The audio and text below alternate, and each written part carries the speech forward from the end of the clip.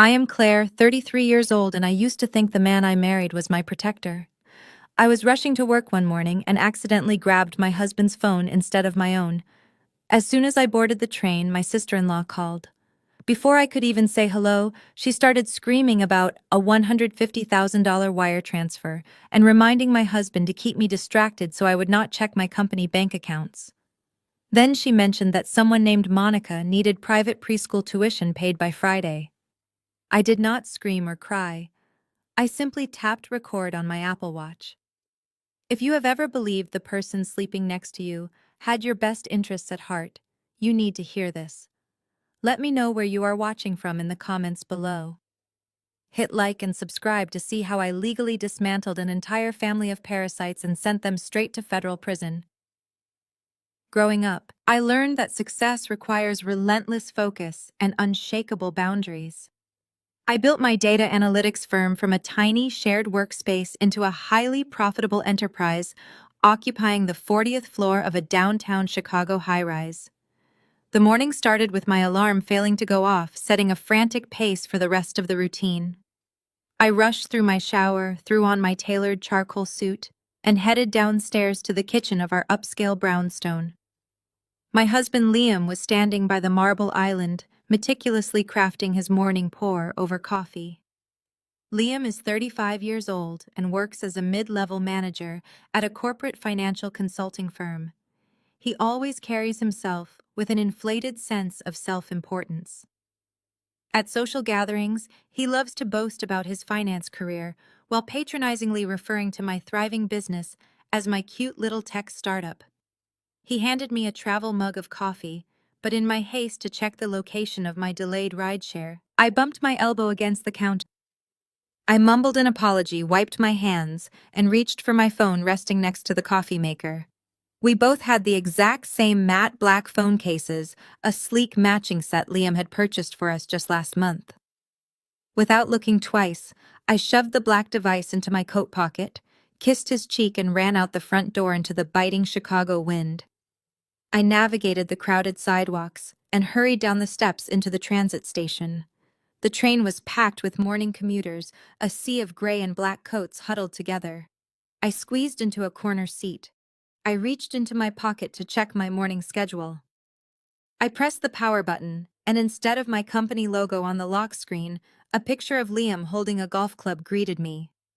I had grabbed his phone by mistake. I figured I would simply message him from my laptop once I reached the office and arranged to swap phones during my lunch break. I slipped the phone back into my hand, watching the city buildings blur past the train window.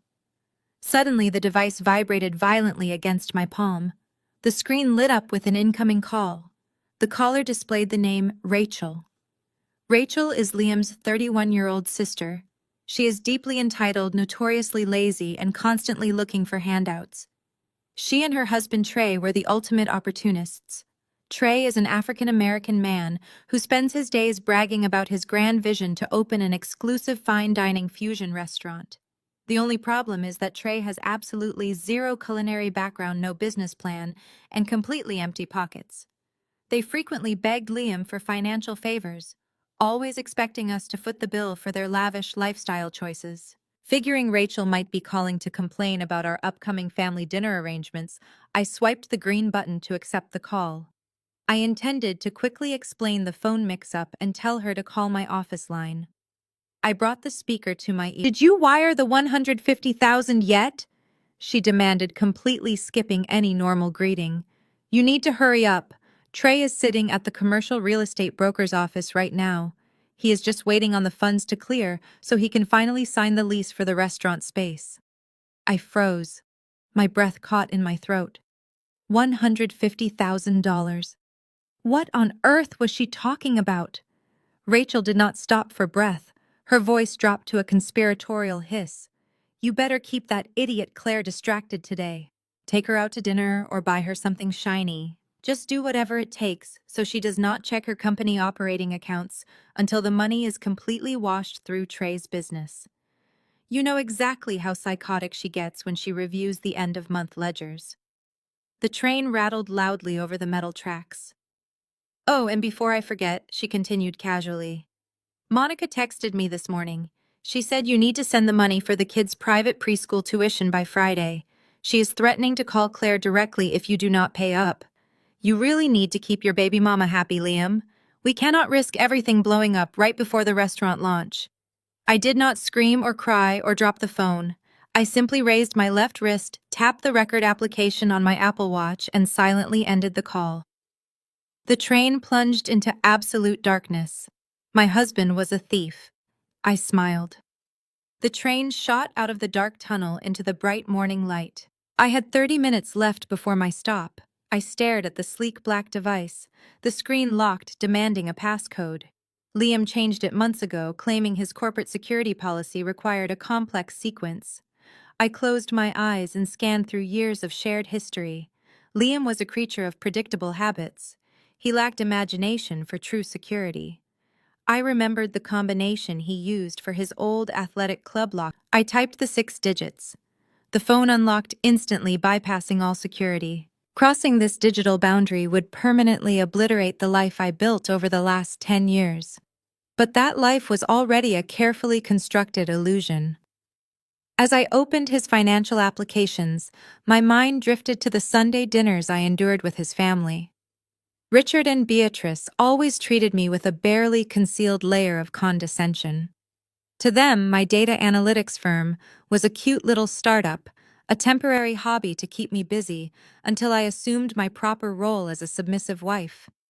They praised Liam's mid-level finance job as the true pillar of our household. Beatrice would loudly commend him for carrying the financial weight of our marriage, ignoring the factual reality that my company generated 10 times his annual salary. Liam never corrected them. He simply soaked up their adoration, playing the role of the exhausted provider. Now I understood why he needed them to believe that false narrative. He was using my wealth to build an empire of lies. I scrolled past the text threads and tapped directly on his photo gallery app. The main grid was perfectly curated for public consumption. There were pictures of our recent anniversary dinner, photos of his weekend golf outings, and endless snapshots of his overpriced sports car. It was the flawless digital footprint of a loyal husband. But I knew how to look deeper. I navigated to the album settings and located the hidden folder icon. It required the passcode one more time. I entered the digits and the folder opened to reveal hundreds of concealed images. I stared at the screen, my heart beating with a slow, controlled rhythm. The most recent uploaded photos documented a lavish birthday party for a 3-year-old boy. The event was hosted at an expensive invited guests. There was Rachel laughing loudly and holding a wrapped gift box. Standing next to her was her husband, Trey.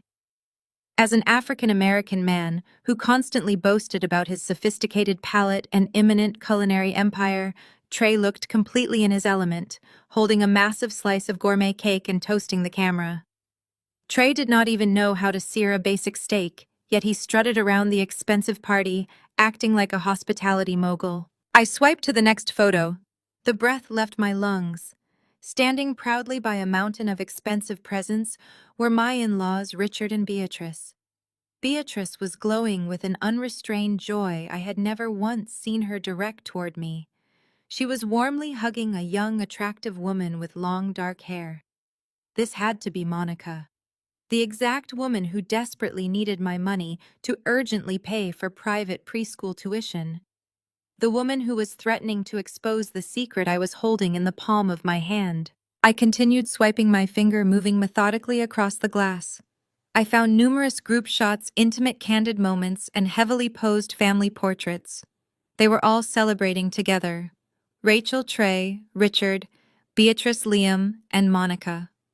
They looked exactly like a perfect happy family.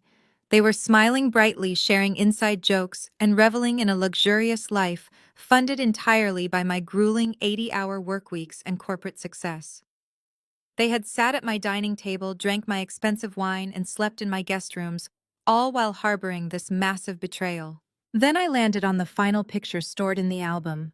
It was a sharp close-up shot of the birthday boy. He was wearing a tiny tailored suit, sitting high up on Liam's broad shoulders. The boy was looking directly into the camera lens with absolute confidence. I zoomed in tightly on the child's small face, nose, and those familiar piercing eyes. The eyes I had looked into every night before falling asleep. The eyes of a man who had sworn absolute loyalty and promised a beautiful future. The boy was exactly 3 years old. That meant Liam had started this affair during the exact same period my company was navigating its toughest early expansion phase. While I was pulling endless all-nighters at the downtown office to secure our shared financial future, he was busy creating a totally secondary family behind my back. The train's automated voice announced my destination stop. I locked the phone screen and slipped the device back into my coat pocket. The absolute reality of the situation washed over me with crystal clear precision. The entire family knew all about the ongoing affair. They had welcomed his mistress with wide-open arms. They had joyfully embraced his illegitimate child. Worst of all, they had happily conspired together to use my hard-earned money to fully fund this secret existence. They truly thought I was just a blind, obedient cash cow. They thought they could easily siphon away my wealth to finance Trey's fake restaurant and Monica's luxury lifestyle. I stood up slowly, smoothing the minor wrinkles from my dark charcoal suit. They had severely underestimated the woman they were actively stealing from. I stepped off the elevator onto the 40th floor marble, reflecting the morning sunlight pouring through the floor-to-ceiling windows. The reception area was already buzzing with my early morning staff, but I walked past them with a sharp nod projecting the image of a highly focused executive preparing for another aggressive fiscal quarter. I entered my corner office, shut the heavy oak door, and turned the deadbolt until it clicked solidly into place. I lowered the motorized blinds, plunging the expansive room into artificial twilight.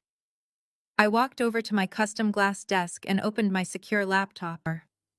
As the chief executive officer of a prominent data analytics firm, extracting hidden information was not just my daily profession, it was my absolute specialty. I initiated a deep system clone, backing up the entire hard drive directly to an offshore encrypted cloud server I maintained exclusively for sensitive corporate acquisitions.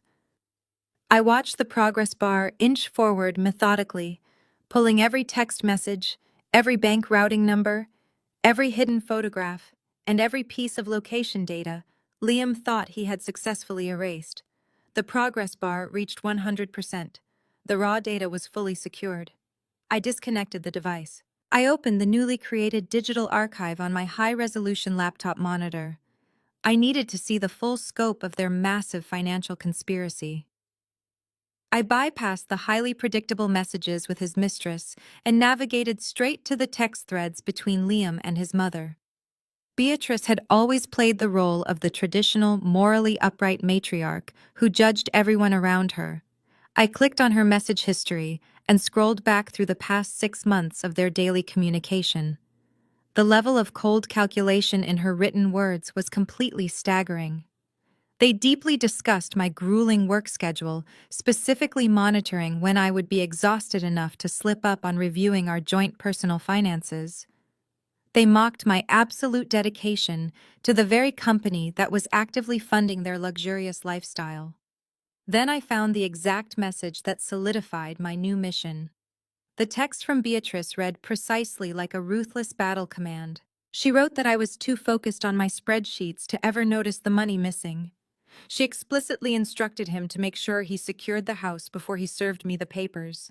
I read those specific 2 sentences over and over again until to legally strip me of my $1.2 million premarital property. Liam fully intended to drop divorce papers on me the absolute second the bank cleared his fraudulent home equity loan.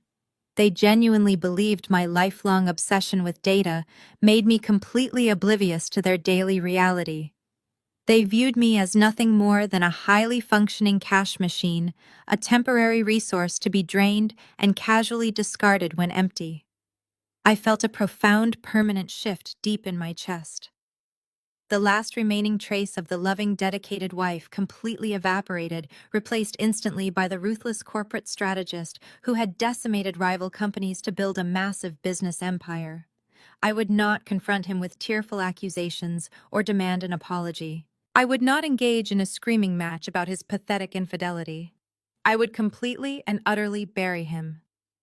I pulled a microfiber cloth from my desk and meticulously wiped Liam's phone screen clean, erasing any physical trace of my fingerprints. I packed my leather briefcase with deliberate, perfectly measured movements. I opened my lower desk drawer and pulled out an untraceable burner phone I only used for testing internal security protocols. I ordered a premium rideshare back to our brownstone, ensuring the cash transaction would never appear on our joint credit card statements. I walked back out through my bustling office, instructing my executive assistant to hold all my calls for the remainder of the morning because I had a sudden personal matter to aggressively manage. The ride back to the neighborhood felt entirely different than the panicked commute earlier that morning. I watched the towering Chicago skyline roll by the darkly tinted windows of the black sport utility vehicle. Every towering building, every busy street corner, every passing pedestrian seemed significantly sharper and clearer. Game with federal bank loans and stolen corporate funds.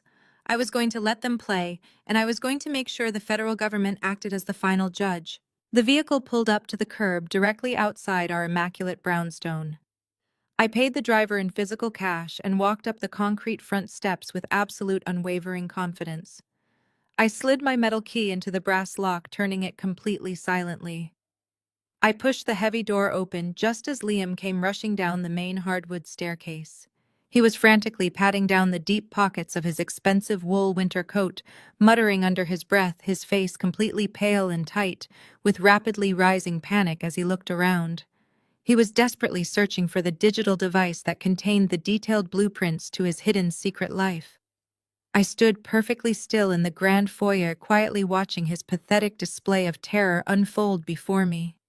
I held the black phone up in my right hand, making sure the morning light caught the smooth edge of the protective case. I looked directly into his panicked, wide-open eyes and let a perfect, warm, loving smile spread across my face. "You left this on the counter, honey." Liam froze for a fraction of a second, his chest heaving as the raw terror slowly drained from his face. A heavy breath escaped his lungs. He snatched the phone from my hand with a speed that betrayed his internal panic. Then he caught himself, forced his shoulders to relax, and pulled me into a tight embrace. He pressed a kiss to my forehead, unaware that he was holding a woman who had just downloaded the entire blueprint of his deceit. He chuckled nervously, sliding the device into his suit pocket. He told me I was a lifesaver and that he thought he had lost his mind trying to find it. I maintained my perfectly crafted smile, adjusting his tie with the affection of a devoted wife. I told him to have a wonderful day at the office. He walked out the door, believing his secret world was completely secure. 3 days later, that lease for his new business venture. I knew exactly where the funds for that lease originated, but I played my part flawlessly. The restaurant was a dimly lit sanctuary of dark mahogany, expensive leather booths, and crystal chandeliers. We were seated at a large round table right in the center of the main dining room. I sat quietly sipping my sparkling water and observed the parasites gathered around me. Richard and Beatrice sat across from us, exuding an unearned sense of superiority. Rachel sat next to Trey, dripping in designer jewelry she could not afford on her own salary. Beatrice leaned over her menu, her eyes scanning my tailored navy blue blazer with disdain. She let out a soft, theatrical sigh designed to capture the attention of the entire table. She announced loudly that women running companies just lose their feminine touch. She shook her head and declared to the group that they should all thank God Liam is the real provider of our household. The sheer audacity of her statement hung in the air.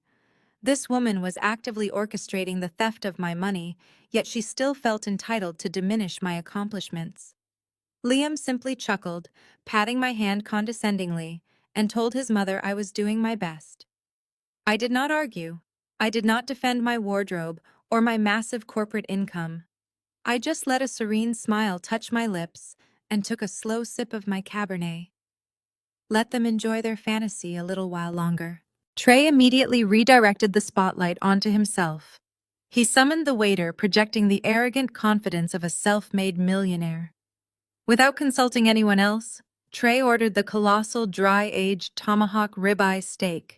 He then demanded a specific $300 bottle of imported red wine. He tossed the menu onto the table and leaned back, spreading his arms wide.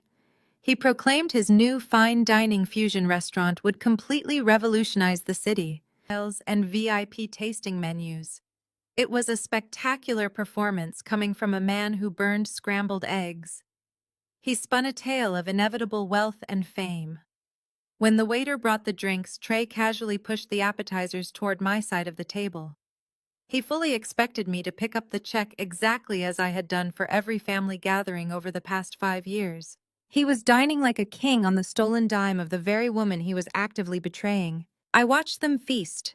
They devoured the expensive meat and drank the premium wine with ravenous enthusiasm. Rachel loudly discussed the expensive interior decor she planned to purchase for the restaurant. Richard and Beatrice nodded along, offering useless business advice gleaned from television shows. Liam played the benevolent patriarch, offering Trey encouraging words about commercial entrepreneurship. It was a grotesque display of collective delusion. They were eating my money, celebrating the theft of my funds, and laughing in my face. My heart rate remained completely steady. The burning anger from the train had solidified into a block of absolute ice. The dinner stretched on for 2 agonizing hours. Finally, the waiter approached our table carrying a black leather folder. As expected, Liam made no move to reach for it. Trey was conveniently looking the other way, engrossed in a story about future Michelin stars. Beatrice and Richard were busy admiring the dessert menu. I reached across the tablecloth and pulled the folder toward me. I opened it and glanced at the bottom line. The total came to exactly $1,200. It was an astronomical amount for a weekend dinner, but it was a drop in the bucket compared to what they were attempting to steal from my future. I pulled my corporate card from my wallet and placed it neatly over the receipt. The waiter nodded and walked away to process the transaction. As I waited for a standard email notification, it was a specialized security alert. Yesterday, I had carefully and secretly installed a highly sophisticated spyware program onto Liam's personal laptop while he showered. I needed absolute visibility into his digital movements at home during this critical phase. The flashing alert indicated that a new document had just been downloaded onto his hard drive. I tapped the notification, entering my security key to view the intercepted data logs. The file name appeared in stark white letters against the dark background of the tracking application. He had just successfully downloaded a PDF document titled Second Mortgage Application. I stared at the harsh glowing text on my screen for a long moment. The trap was rapidly closing. The drive back from the steakhouse was a masterclass in psychological endurance. Liam held my hand in the back of the luxury sedan, his thumb tracing soothing circles over my knuckles, while his mind undoubtedly calculated the exact timeline of my financial ruin. I played the exhausted executive perfectly. I rested my head against the cool leather seat, claiming the heavy dinner and the expensive wine had finally caught up with my demanding work schedule. We entered our brownstone, and within 45 minutes, the steady, rhythmic sound of Liam breathing heavily filled our master bedroom. He was in a deep sleep, completely sedated by the sheer arrogance of his own perceived brilliance. I slipped out from under the heavy down comforter, my bare feet silent against the hardwood floor. I bypassed the main hallway and moved silently into my private home office. I closed the solid oak door behind me, ensuring the locking mechanism did not click loudly. I did not turn on the overhead lights.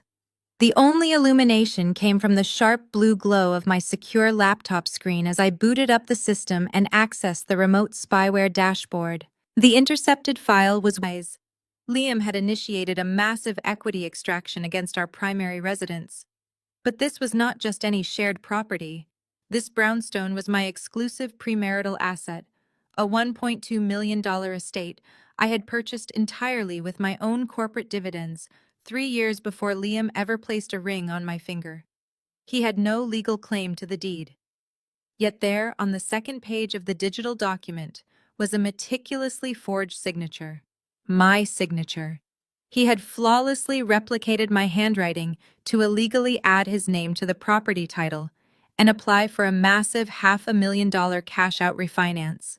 He was attempting to pull $500,000 of hard liquid cash straight from the walls of the home I built. My eyes scanned the incredibly detailed loan disbursement instructions. He was not just stealing the funds.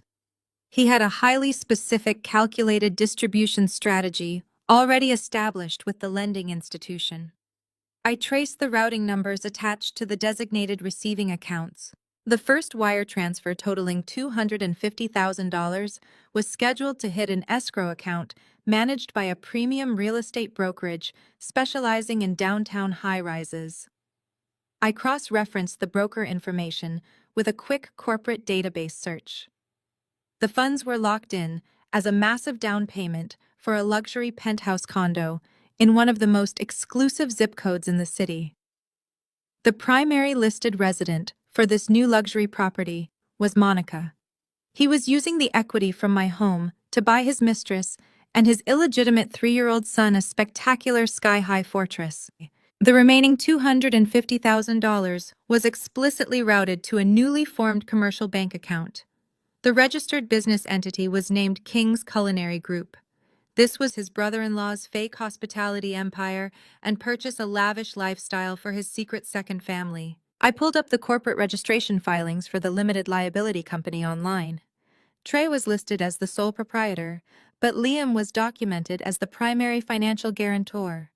They had structured the business entity to shield Liam from operational liability while granting him total access to the incoming stolen capital. It was a textbook money laundering setup designed by someone who thought they were far smarter than the federal government. I leaned back in my ergonomic desk chair, the cold leather pressing against my spine.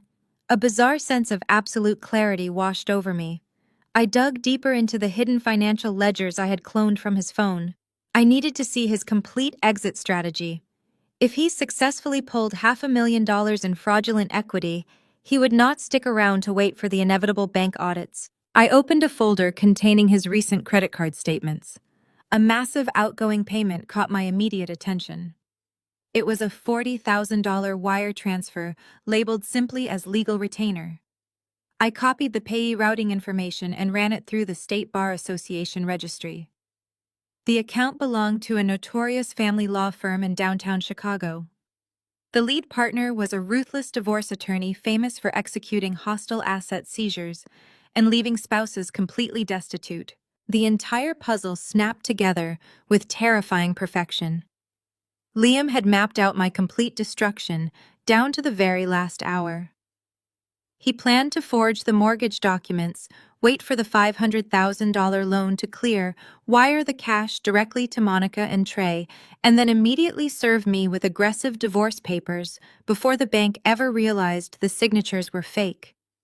By the time the federal lending institutions caught the fraud, the money would be completely untracked to nothing, leaving me financially ruined and publicly humiliated while he walked away with his golden child and the absolute admiration of his parasitic family. He truly believed I would just roll over and accept total defeat. He assumed the shock of the affair and the sudden financial collapse would leave me completely paralyzed. In his mind, I was just a naive workaholic who would blindly sign away my entire life out of sheer panic and emotional devastation. I stared at the glowing screen, my hands resting perfectly still on the glass desk. The sheer magnitude of his betrayal was no longer just hurtful. It was insulting to my intelligence. He genuinely thought a woman who built a multi-million-dollar data empire could be dismantled by a mid-level financial consultant wielding a forged loan document. He thought he was playing chess, but he did not even realize he was already a pawn on my board. Every move he made from this point forward would only secure his permanent place in a federal prison cell. A sudden sharp sound shattered the absolute silence of the room. The brass handle of my office door slowly turned. The heavy oak hinges let out a low, agonizing creak that echoed loudly in the dark space. I instantly minimized the financial applications, leaving only a blank spreadsheet open on the monitor. The door swung open, casting a long, distorted shadow across the hardwood floor. Liam stood perfectly still in the doorway, his tall frame blocking the hallway light. He was wearing his gray sweatpants, rubbing his eyes and squinting into the dark room. He shifted his weight, his voice rough and groggy from sleep. "What are you doing up so late, babe?" I kept my hands completely steady, letting my fingers glide effortlessly across the trackpad. With a swift, practiced motion, I swiped away the secure desktop environment and brought my dummy spreadsheet to the forefront, gentle and perfectly pitched to match the quiet atmosphere of the late-night house. You know how aggressive the board gets right before the end of the fiscal quarter. I just wanted to get ahead of the revenue projections before my morning meetings. Liam leaned against the wooden door frame, rubbing the back of his neck. He let out a dramatic, sympathetic sigh, playing the role of the deeply concerned partner to absolute perfection. He walked up behind my chair, placing his heavy hands on my shoulders and kneading the tense muscles there. "You work way too hard, Claire," he murmured, kissing the top of my head. "The company will survive if you get a full 8 hours of sleep. Come back to bed. You are going to burn yourself out at this rate." The sheer hypocrisy of his words made my stomach churn. He was actively standing over my shoulder, pretending to care about my physical well-being, while simultaneously orchestrating a plot to steal $500,000 and leave me homeless. I closed the laptop with a soft click, stood up, and leaned into his chest. I wrapped my arms around his waist, resting my cheek against the soft cotton of his shirt. "You are right," I said softly. "Let us go to sleep." I walked back down the dark hallway with the man who was actively plotting my total destruction. I climbed into our expensive king-size bed, pulled the heavy duvet over my shoulders, and lay perfectly still in the dark. I listened to his breathing slow down and deepen. He fell asleep within minutes, completely unbothered by his own treachery. I stayed awake until dawn, my mind racing with legal statutes, federal fraud definitions, and the exact timeline of my counterattack. The next morning unfolded like a carefully choreographed stage play. I walked into the kitchen wearing a crisp white blouse and a tailored black skirt, projecting the image of a woman entirely consumed by corporate responsibilities. Liam was already dressed in his sharp gray suit. He was handing me a steaming mug of perfectly brewed coffee. He had even added the exact splash of oat milk I preferred. It was a terrifyingly good performance. Before I could even take my first sip, he casually reached onto the marble kitchen island and picked up a thick stack of printed documents. He tapped the edges against the counter to align them, executing a practiced nonchalant shrug. "Hey, my accountant needs you to sign these tax disclosures for our joint filings," he said, his tone light and breezy. "Just standard routine stuff. We need to get them expedited before the weekend so we do not face any late penalties. I tabbed all the signature lines for you to make it quick." He handed the stack of papers to me along with a heavy silver pen. He leaned against the counter, crossing his arms and taking a slow sip of his own coffee. He was trying so desperately to look relaxed, but I could see the tiny pulse beating rapidly at the base of his throat. His knuckles were white from gripping his mug too tightly. This was his 0 hour. This was the moment his entire massive financial heist rested upon. I placed my coffee mug down on the counter and took the documents. I let out an exasperated sigh, playing the annoyed, overworked executive who hated dealing with domestic paperwork. "Can this not wait until tonight?" I asked, flipping casually to the second page. "I have a massive conference call in 45 minutes. Liam chuckled nervously, shifting his weight from his left foot to his right. "Come on, Claire, it will take 2 seconds. You know how annoying the accounting department gets. Just initial where the yellow sticky notes are." I nodded, looking down at the crisp white pages. I began flipping through the stack slowly, methodically. The first 3 pages were entirely legitimate. They were standard tax documents, federal disclosure forms, and basic joint filing agreements. It was the perfect boring camouflage. But I knew exactly what to look for. I turned to page 6. There it was, buried right in the middle of the stack. A sweeping, comprehensive power of attorney document. If I signed it, I would be legally granting him total unrestricted control over my personal assets, my business holdings, and my bank accounts. I kept my facial expression completely blank, portraying utter boredom as I flipped to page 8. The audacity of this man was breathtaking. Sitting right behind the power of attorney was the signature page for the massive home equity loan application. It was the final authorization required by the bank to pull $500,000 in cash directly out of the equity of my premarital brownstone. The exact funds he planned to wire to Trey's fake restaurant and Monica's luxury real estate broker. He was standing 2 feet away from me, casually drinking his coffee, waiting for me to legally hand him the weapon he would use to execute me. He thought my corporate exhaustion would blind me to the fine print. He thought I was just a rich, gullible fool. I reached the final page. Liam stepped closer, pointing his finger directly at the bottom line marked by a bright yellow sticky note. Just right there at the bottom, he said, his voice cracking ever so slightly. And then one more initial on the previous page. I gripped the heavy silver pen in my right hand. The weight of the metal felt grounding. I did not rush. I let the silence in the kitchen stretch out for 5 agonizing seconds. I wanted him to sweat. I wanted him to feel the excruciating tension of the moment. I slowly lifted my head and looked Liam dead in the eye. His smile wavered slightly, a microscopic flash of sheer terror passing behind his dark pupils. He was holding his breath, waiting to see if his entire house of cards was about to collapse. I held his gaze with a look of absolute unwavering affection. Then I pressed the ink to the paper. I did not sign my actual name. To the untrained eye, the looping cursive across 4 years ago, when my company was finalizing a highly sensitive merger, my corporate security team brought in a former federal forensic handwriting expert. He taught me how to create a duress signature, a highly specific, distinctively altered version of my handwriting, designed exclusively for fraudulent contracts or forced agreements. I altered the sharp angle of the capital C, disconnected the fluid loop of the lowercase l, and completely changed the pressure mapping on the final lettering. Any certified forensic document examiner would take one glance under high magnification and instantly declare it a forgery. It is legally provable as a fraudulent signature in any federal court in the United States. I initialed the yellow sticky notes and signed the final page with this exact, heavily flawed script. I handed the thick stack of papers back to Liam. He took the documents from my hand. I watched his chest rise and fall as he quickly flipped to the back page to verify the dark blue ink. A massive, visible wave of relief washed over his entire body. The tight lines of anxiety around his mouth instantly vanished. He beamed at me, leaning in to kiss my cheek with profound enthusiasm. He told me I was the best, and that he would drop these off with the accountant before his morning stand-up meeting. He grabbed his Italian leather briefcase and practically sprinted out the front door, eager to finalize his grand theft. He was acting like a man who had just won the lottery, completely oblivious to the fact that he had just handed me the rope to hang him with. I walked to the kitchen sink, poured the remaining coffee down the drain, and went upstairs to change into my sharpest suit.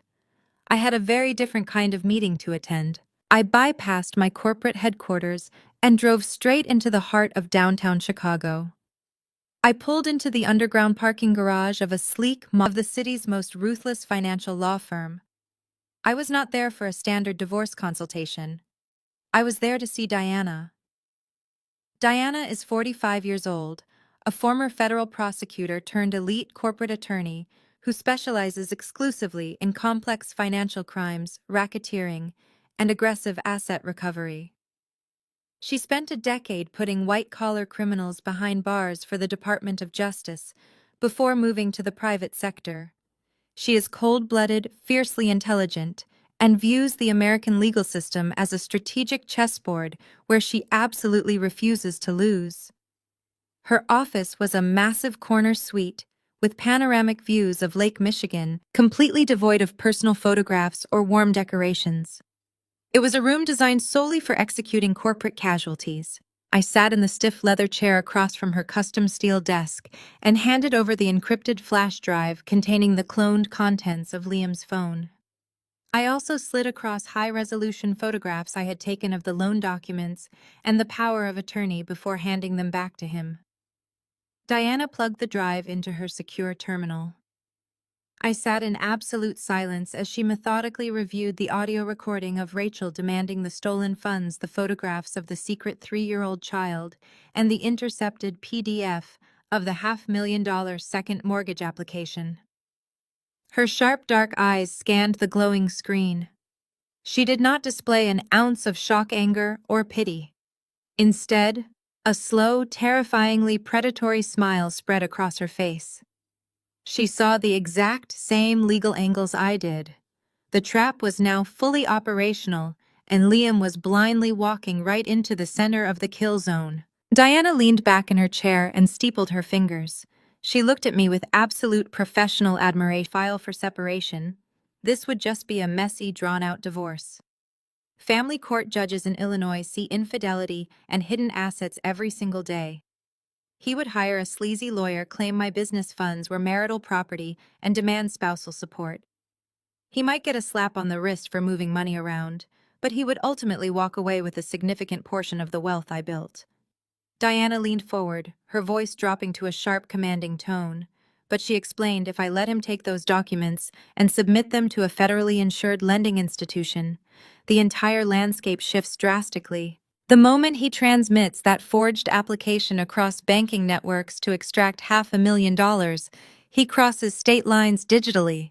It elevates from a standard domestic dispute directly into a federal felony. We were going to let him commit wire fraud and bank fraud under Title 18 of the United States Code. We were going to let him lock himself inside a maximum security federal prison cell. But first, we absolutely needed to ensure the physical asset he was trying to leverage was completely untouchable and shielded from any external financial claims. Diana reached into her heavy steel filing cabinet and pulled out a massive, meticulously tabbed binder. She dropped it onto the desk between us with a resounding thud. It contained the complete legal framework to establish an irrevocable blind trust. She slid a titanium pen across the glass surface toward my waiting hand, her predatory smile returning to her face. Let us make sure that when he tries to steal the house, he is actually stealing from a federally protected entity. I slowly took the heavy titanium pen from Diana and finally began signing my name. This time, I deliberately used my real legally binding signature. We spent the next 4 hours executing a massive and complex financial restructuring, transferring the property from my individual name directly into the newly established irrevocable blind trust. The exact moment the certified notary firmly stamped the formal document, the entire house legally vanished from my personal portfolio. Next, we moved to my corporate assets. As the sole founder and chief executive officer of my data analytics firm, I held 90% of the controlling shares. We restructured the corporate hierarchy, placing my entire equity stake into the protective shell of the trust. We then systematically and ruthlessly targeted my liquid capital. Every high-yield savings account, every mutual fund, and every private investment portfolio was aggressively liquidated and routed into the trust's heavily fortified federal accounts. Diana set up an independent fiduciary to manage the trust, meaning I officially relinquished all direct control over my own wealth. By 2 o'clock in the afternoon, the transformation was totally complete. On paper, I was completely destitute. I owned absolutely nothing. I was just an employee collecting a modest salary. If Liam tried to sue me for alimony or claim half of my assets in a divorce settlement, his sleazy lawyer would find empty bank accounts and 0 property deeds. He was preparing to steal from a woman who, financially speaking, simply did not exist anymore. I thanked Diana, packed the copies of the trust documents into my leather briefcase, and headed back to my downtown corporate office. The real show was about to begin. I sat at my glass desk and opened my secure administrative banking portal. I had given Liam limited access to a secondary corporate operating account years ago so he could manage minor household expenses without bothering my accounting team. He had kept his activity minimal and completely unsuspicious until now. I kept the banking dash explicitly demanded the funds on the morning train ride, and Liam was terrified of disappointing his demanding sister and his impatient mistress. At precisely 3:14 in the afternoon, a bright red notification banner flashed across the top right corner of my screen. A new outbound wire transfer had been successfully initiated. I clicked on the alert to view the detailed transaction logs. The fully authorized user was officially listed as Liam. The total transfer amount was exactly $150,000. The designated receiving account belonged to King's Culinary Group, the fraudulent limited liability company registered entirely to my brother-in-law Trey. I watched the status indicator shift from pending to processing, and finally to completed. The funds were gone. He had actually done it. He had crossed the line from a cheating, deceitful husband into a literal corporate embezzler. He had just stolen federal funds across state lines to finance a fake fine dining fusion restaurant for a man who possessed absolutely zero culinary skills. My chest swelled with a dark, triumphant energy. He took the bait perfectly. Any normal business owner would immediately panic, freeze the accounts, and call their spouse screaming about the missing money. I did the exact opposite. I picked up my office phone and dialed the direct emergency line for my corporate banking liaison. I identified myself using my secure merchant codes and informed the bank representative that I had just detected a massive unauthorized wire transfer originating from a compromised access point.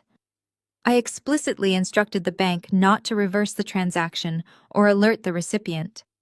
Instead, I formally requested that they flag the compromised operating account as a designated honeypot for an ongoing internal fraud investigation. The bank immediately locked down the account architecture, placing specialization division. Using the legal framework Diana had prepared for me earlier that morning, I filed an official corporate fraud report. I provided the federal agents with the exact routing numbers, the receiving business entity details, and my strong suspicion of aggressive money laundering. I explained that an unauthorized user was actively moving stolen corporate capital into a newly formed hospitality business. The federal agents took the report with extreme seriousness. Liam and Trey were no longer just moving stolen cash. They were officially in possession of flagged federal funds, and the government was now quietly tracking every single dollar they spent. I leaned back in my chair and took a slow, deep breath. The steel trap was now fully operational. I picked up my personal phone and opened Instagram. I did not have to scroll very far. Trey had just posted a brand new video to his public story. I tapped the active comment section at the bottom of the glowing screen. I watched my brother-in-law celebrate his stolen victory. The video showed Trey standing inside a massive empty commercial space with exposed brick walls and high industrial ceilings. He was wearing a ridiculously expensive suit, clearly purchased with my money. He shook a bottle of premium champagne and popped the cork, letting the expensive alcohol spray all over the concrete floor. He yelled into the camera about making his wild dreams reality and becoming the ultimate king of the Chicago restaurant scene. Rachel was cheering loudly in the background. I stared at his arrogant, joyful face.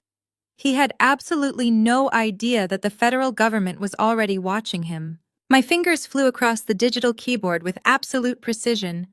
I typed my message. "So proud of you, Trey. Big things coming." I pressed send, monumental victory, completely oblivious to the federal tracking tags attached to every single dollar they spent. Now I needed to focus on the final piece of this pathetic puzzle. I needed Monica. The bank fraud and wire fraud charges would easily destroy Liam and Trey forever. However, I wanted to ensure the mistress who knowingly participated in the theft of my premarital assets faced absolute ruin alongside them in a federal courtroom. I required direct evidence of her active complicity in this scheme. If I could fully prove she knew the funds were illegally extracted from my personal wealth, federal prosecutors would eagerly drag her into the grand jury indictment. I reached out to a private investigator named Gavin, a former intelligence officer known for absolute discretion and ruthless efficiency. I handed him untraceable cash and a single photograph of Monica extracted from Liam's hidden digital vault. I gave Gavin one strict directive. I needed her daily routine mapped out to the exact minute every single day. Within 48 hours, Gavin delivered a highly comprehensive digital dossier directly to my encrypted email. He tracked her movements with terrifying precision. Every Tuesday and Thursday morning, she dropped the 3-year-old boy off at an elite private preschool. Immediately after the drop-off, she spent exactly 2 hours browsing an incredibly exclusive baby boutique in the wealthy Gold Coast neighborhood. She always followed her shopping with a prolonged visit to the artisanal cafe right next door. She lived a life of total leisure while I worked grueling 80-hour weeks. Thursday morning arrived with a sharp biting chill in the downtown Chicago air. I prepared for my upcoming performance meticulously. I dressed in an immaculate white cashmere coat, draped elegantly over a tailored beige designer dress of disposable income. I instructed my private driver to drop me off a block away from the boutique. I walked through the heavy glass doors of the store at exactly 10:15. The retail space smelled heavily of organic lavender and expensive imported fabrics. I spotted Monica almost immediately. She was standing near the back display, running her hands over an overpriced cashmere stroller blanket. She wore brand new designer activewear clearly purchased with Liam's stolen credit cards. I approached her slowly, pretending to browse an adjacent rack of imported infant clothing. I picked up a small silk sweater and held it up to the light. I turned to Monica with a polite, sophisticated smile and initiated a casual conversation. I complimented her impeccable fashion sense and asked if she knew whether the silk garments held up well in the wash. She eagerly engaged, visibly flattered that a wealthy woman was asking for her personal advice. Within 5 minutes, we were chatting like old friends. I shifted the narrative, introducing myself as an independent angel investor. I told her I specialized in funding entrepreneurial mothers who wanted to launch luxury lifestyle brands. I watched her dark eyes widen with pure greed. She practically vibrated with excitement. She immediately started talking about her lifelong dream of designing a high-end children's clothing line. She practically begged me to join her for coffee next door to discuss her brilliant business concepts. I graciously accepted her invitation. We walked into the bustling cafe and secured a quiet, isolated table in the far corner. I ordered a simple black espresso. She ordered a highly complicated iced vanilla latte. I placed my designer handbag squarely on the table between us. I had already activated the recording application on my phone, leaving the microphone perfectly positioned near the slightly open zipper. The device was actively capturing every single sound in pristine form. I asked her about her background, her lifestyle, and how she planned to fund the initial startup costs for her proposed brand before securing outside investment. She took the bait with astonishing arrogance. She leaned close, completely eager to impress a potential wealthy benefactor. She boasted about her incredibly successful partner, painting a picture of a man who controlled massive amounts of capital. She said her boyfriend was a top-tier finance executive who managed huge portfolios. I raised an eyebrow, feigning impressed curiosity. I asked her if her wealthy boyfriend was willing to finance her new business venture. She let out a loud, confident laugh, waving her manicured hand dismissively. She said he would give her anything she wanted. She leaned even closer across the small table, her voice dripping with smug superiority. She told me she did not need to worry about startup capital because a massive influx of cash was already on the way. She looked me right in the eyes and delivered the exact confession I needed. He is divorcing his workaholic wife, Monica boasted, proudly stirring her iced latte with her green plastic straw. He is taking equity out of her oversized mansion to buy me a penthouse next month. He says she is completely clueless about money, so she will not even notice the cash is gone until the ink on the divorce papers is already dry. I kept my expression perfectly composed. The recording app inside my bag captured every single syllable of her malicious confession. She had just admitted to possessing advanced knowledge of a federal bank fraud scheme. She knew the funds were stolen and she eagerly anticipated the illegal proceeds. I looked at her perfectly styled hair and naive smile. Wow, she must be really stupid to let him do that to her, I replied with a smile. Monica laughed, tossing her dark hair. She agreed with my assessment of the clueless wife. We finished our coffees there. The final piece of the federal indictment was now safely in my possession. 3 days later, I was standing in the foyer of my brownstone sorting the afternoon mail. Among the usual corporate magazines and utility bills was a massive envelope made of midnight black cardstock. The calligraphy on the front was stamped in gold foil. I broke the wax seal and pulled out the invitation. It was a formal, wildly pretentious announcement for the grand opening of King's Culinary Group. Trey and Rachel were officially launching their restaurant this upcoming weekend. The invitation boasted about an exclusive VIP tasting menu, a red carpet arrival, and premium champagne toasts. I stared at the expensive cardstock, calculating exactly how much of my stolen corporate capital they had wasted on a boutique printing company. My personal phone vibrated in my pocket. The caller identification displayed Richard and Beatrice. I accepted the call and held the phone to my ear, bracing myself for another round of their insufferable entitlement. Claire Beatrice barked through the speaker, bypassing any polite greeting. We just received the final guest list for Trey and Rachel's grand opening. I noticed you and Liam are seated at the primary VIP table. Yes, I replied evenly. I just opened the invitation. Good, Beatrice continued, her tone sharp and demanding. Richard and I called to discuss your financial contribution. Since Trey is family, we expect you to write a $50,000 check as a grand opening gift. I stood perfectly still, letting the sheer absurdity of her demand wash over me. I asked her to repeat the amount. $50,000, Richard chimed in from the background, clearly listening on speakerphone. It is standard for family to provide a financial blessing for a new commercial enterprise. Beatrice let out a condescending sigh. Honestly, Claire, it is the absolute least you can do. Keep a roof over your head. It is time you finally contribute something meaningful to his sister's future. They were demanding I hand over $50,000 in clean cash to supplement the $150,000 their son had already embezzled from my company. The level of delusional arrogance was almost cinematic. I kept my voice incredibly calm. I am afraid that will not be possible, Beatrice. My capital is completely tied up in corporate restructuring right now. I will not be writing a check for Trey's restaurant. The line went dead silent. Beatrice gasped loudly, clearly outraged by the rejection. You selfish, ungrateful girl, she hissed. I am calling Liam right now. She slammed the phone down. I walked into the kitchen, poured myself a glass of sparkling water, and waited. The fallout took exactly 4 hours to arrive. The front door burst open at 6 o'clock in the evening. Liam stormed into the house, slamming the heavy oak door so hard the framed mirrors in the hallway rattled. He marched directly into the kitchen. His face was flushed red with absolute fury. His tie was loosened and his briefcase hit the marble island with a violent thud. He pointed a shaking finger directly at my face. "What is wrong with you?" he screamed, his voice echoing off the high ceilings. "My mother just called me in tears. She said you disrespected her and flat out refused to help Trey and Rachel with their opening." I remained seated on the velvet bar stool. "I told your mother I do not have $50,000 in liquid cash to hand out as a party favor, Liam. That is not disrespect. That is a financial reality."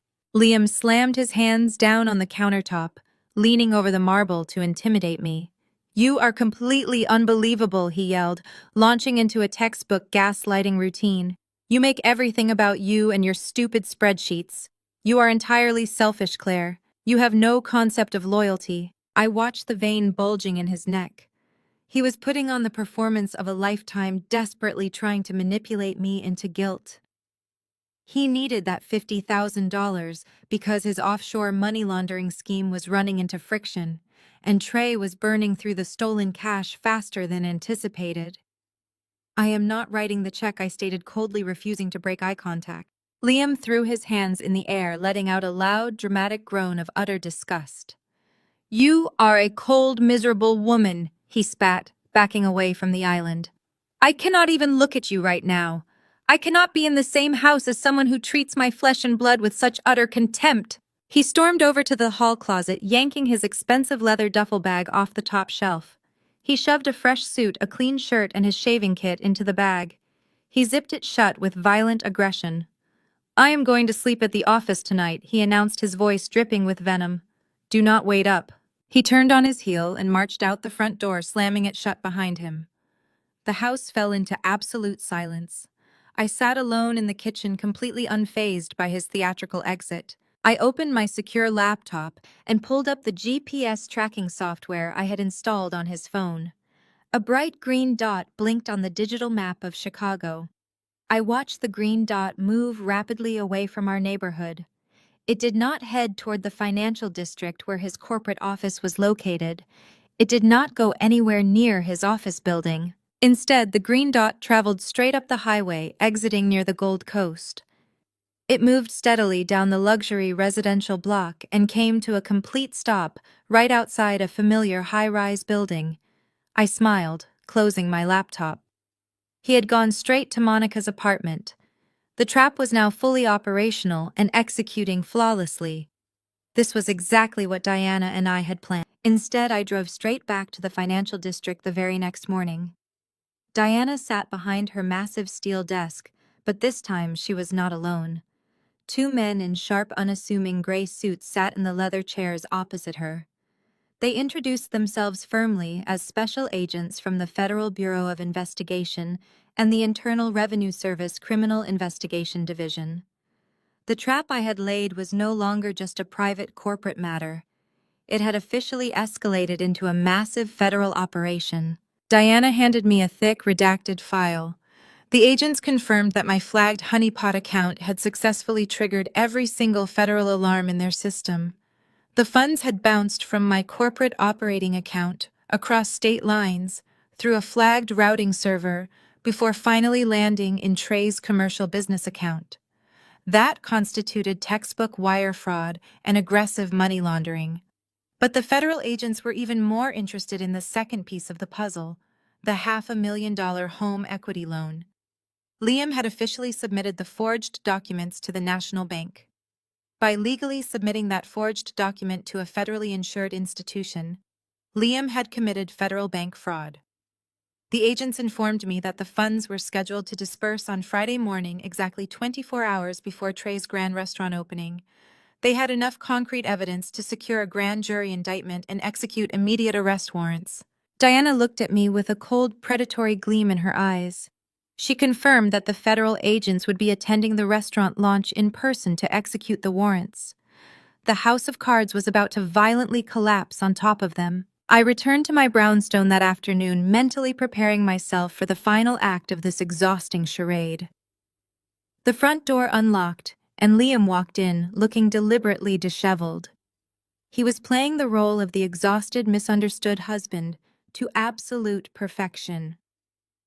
He acted as though he had spent a miserable night tossing and turning on a rigid office sofa rather than sleeping in the luxurious bed of his mistress.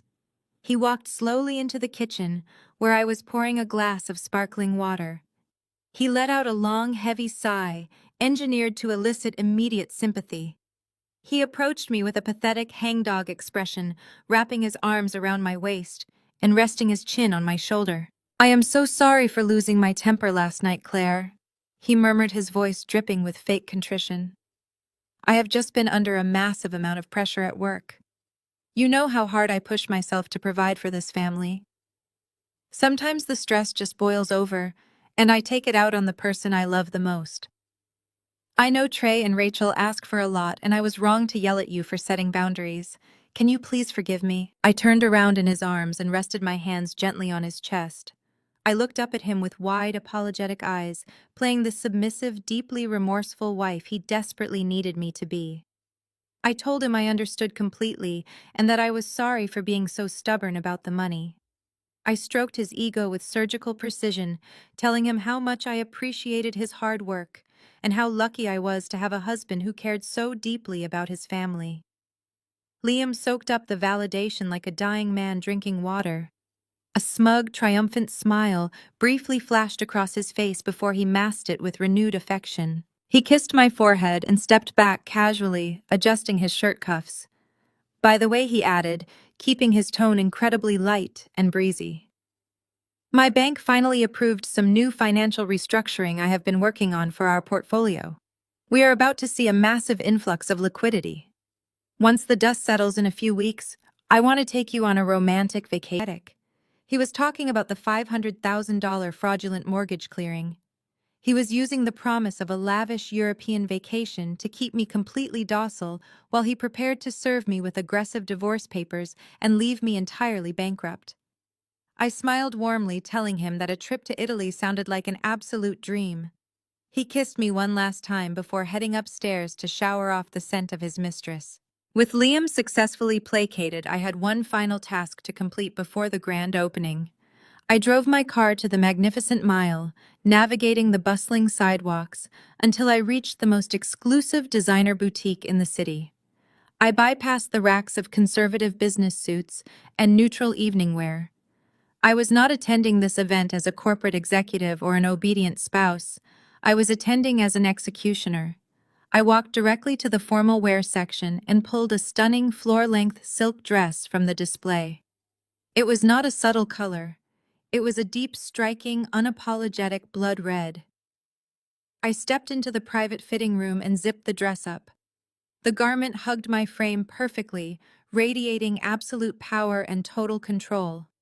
It was a dress specifically designed to command the entire room, a stunning dress that demanded absolute attention and offered zero apologies. I purchased the expensive garment in physical cash to ensure absolute secrecy, and carried the heavy black garment bag all the way back to my waiting vehicle. I hung the beautiful red dress carefully in my private closet, running my fingers over the smooth silk one last time. It was the perfect outfit for a slaughter. The evening of the grand opening arrived, bringing an electric current that crackled in the air of our brownstone. I stood perfectly still in front of my vanity mirror, studying my reflection with the cold detachment of a general. The blood-red silk. I held a tube of deep crimson lipstick, tracing the sharp outline of my lips with absolute surgical precision. There was no room for error tonight, not a single smudged edge. My appearance had to project an impenetrable armor of absolute control. Down the hallway, the heavy footsteps of my husband echoed. Liam paced frantically back and forth in his tailored black tuxedo, adjusting his silver cufflinks and checking his expensive watch every 10 seconds. He was vibrating with adrenaline and unearned pride. He felt invincible today. The fraudulent $500,000 home equity loan had officially cleared the banking systems that very morning, completely validating his disastrous delusion of supreme intelligence. In his mind, he had successfully conquered the world. He had secured the luxury penthouse for his hidden mistress, financed his brother-in-law's fake culinary empire, and outsmarted his wealthy wife. He thought he was walking into a coronation. He had no idea he was marching to his execution. "Claire, we are going to hit heavy downtown traffic if we do not leave in exactly 4 minutes," Liam yelled from the top of the staircase, his voice tight with nervous energy. "Trey wants us there early for the exclusive VIP red carpet photos. You know how important this is for my family's legacy. Hurry up." I ignored his frantic demands and turned to the sleek marble vanity top. Resting right next to my jewelry box was a thick, heavy manila envelope. This envelope was the ultimate culmination of my grueling 80-hour work weeks and my relentless forensic investigation. I opened the metal clasp and reviewed the destructive contents one final time to ensure absolute perfection. First was a stack of glossy photographs extracted directly from his hidden digital vault. The images vividly depicted the secret 3-year-old birthday party. Liam, his mistress, Monica. Second was a highly detailed financial routing document officially certified by my corporate banking liaison and the Internal Revenue Service Criminal Investigation Division. The spreadsheets clearly tracked the exact flow of the stolen $150,000 from my flagged honeypot account directly into Trey's newly established commercial business ledger. It was the undeniable paper trail of federal wire fraud and aggressive money laundering. Finally, tucked neatly at the back of the envelope was the certified forensic signature analysis report provided by my independent handwriting expert. The document legally proved that the signature on the massive home equity loan application was a deliberate, heavily flawed forgery, elevating Liam's deceit to federal bank fraud.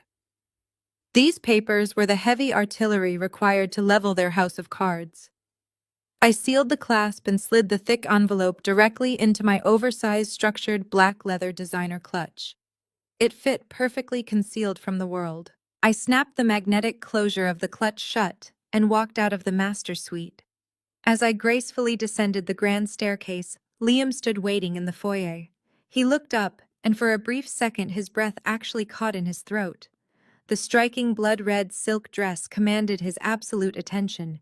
His eyes widened, completely captivated by the sheer visual power I was projecting. "Wow," he murmured, a smug, arrogant grin slowly spreading across his face as he offered his arm. You look absolutely incredible, Claire. I am so glad you finally decided to dress up and make a real effort for my family tonight. They are going to be thrilled to see you supporting Trey's massive success. I placed my hand on his tuxedo sleeve, maintaining a perfectly composed, icy smile. I would not miss this night for anything in the world, Liam. I promise you your family will never forget what happens this evening, specifically for the occasion. The drive toward the trendy commercial district was agonizingly tense, though Liam remained entirely oblivious to the atmosphere. He spent the 30-minute commute bragging loudly about Trey's incredible entrepreneurial vision and how the new restaurant was going to completely redefine Chicago's fine dining landscape. He talked endlessly about the imported ingredients, the exclusive guest list, and the brilliant financial strategy that made it all possible. I simply nodded along, staring out the tinted window at the passing city lights, my hand resting firmly over the leather clutch in my lap. The town car finally turned onto the bustling commercial avenue and slowed to a smooth halt. We pulled up directly in front of King's Culinary Group. The venue was blindingly bright, completely bathed in the glow of massive temporary spotlights. A plush red carpet stretched across the pristine sidewalk, surrounded by heavy velvet ropes and aggressive private security guards. The valet immediately rushed forward to open my door, offering a polite bow as I stepped out into the crisp evening air. Through the towering floor-to-ceiling glass windows of the restaurant, I could see the massive scale of their fraudulent celebration. Over 100 prominent guests were packed inside the luxurious space. Local social media influencers were posing for flash photography near the custom-branded entry wall. Wealthy corporate investors milled about, sipping premium champagne from crystal flutes. And right in the center of the room, holding court like absolute royalty, stood Rachel, Trey, Richard, and Beatrice.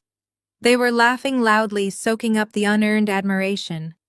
The stage was set. Liam guided me through the heavy glass doors of King's Culinary Group. The moment we stepped inside, the sheer scale of their financial recklessness washed over me. The interior was circulated through the dense crowd, carrying silver trays loaded with caviar and pouring premium champagne into tall flutes. The air was thick with expensive cologne and the loud chatter of Chicago's social elite. I scanned the room and locked eyes on Trey. He was completely in his element, working the floor with the slick charisma of a politician. He wore a custom velvet dinner jacket that easily cost $5,000. Holding a glass of bourbon, he entertained a group of wealthy local investors. I walked close enough to catch fragments of his arrogant performance. He was loudly boasting about his relentless work ethic, claiming this restaurant was the ultimate result of his grueling self-made journey. He entirely omitted the fact that his culinary empire was built on federal wire fraud. Standing nearby was Rachel, looking like a walking advertisement for stolen credit cards. She wore a heavily beaded designer gown, but it was the jewelry that caught my attention. She was dripping in newly purchased diamonds. A glittering tennis necklace rested against her collarbone, and massive diamond drop earrings swung every time she tossed her head back to laugh. She looked incredibly smug, basking in a luxury lifestyle she had not earned a single penny to secure. Before I could process the sickening display of my embezzled funds, my in-laws descended upon us. Beatrice and Richard pushed through the crowd, their faces flushed with absolute triumph. Beatrice wore an ostentatious silver pantsuit, clutching her champagne like a scepter. Richard looked equally pompous in a black tuxedo. They immediately grabbed Liam by the shoulders, pulling him into a theatrical embrace. They acted as though he had just conquered a foreign nation. Beatrice turned her attention to a group of wealthy couples standing right behind them. These were their elite country club friends, people they desperately wanted to impress. Beatrice grabbed my arm, her manicured nails digging into my silk sleeves. Do some computer stuff from home. The country club friends offered polite, disinterested nods before turning right back to my husband. Richard slammed a heavy hand down on Liam's back, booming with paternal pride. He loudly proclaimed to the circle of friends that Liam was the primary financial investor behind this incredible launch.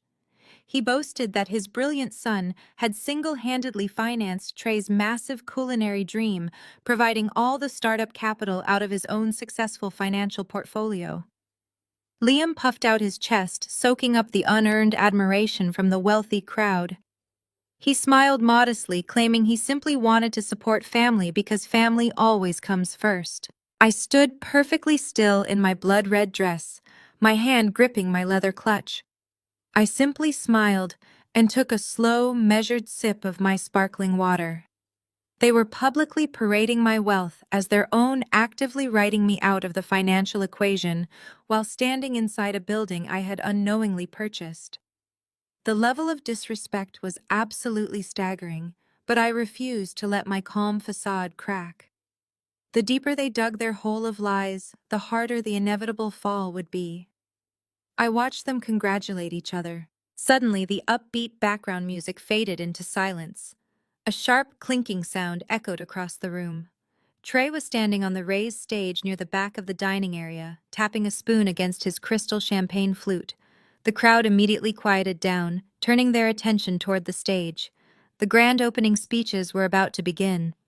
Liam grabbed my hand and pulled me toward the front row, ensuring we had the best possible view of the impending performance.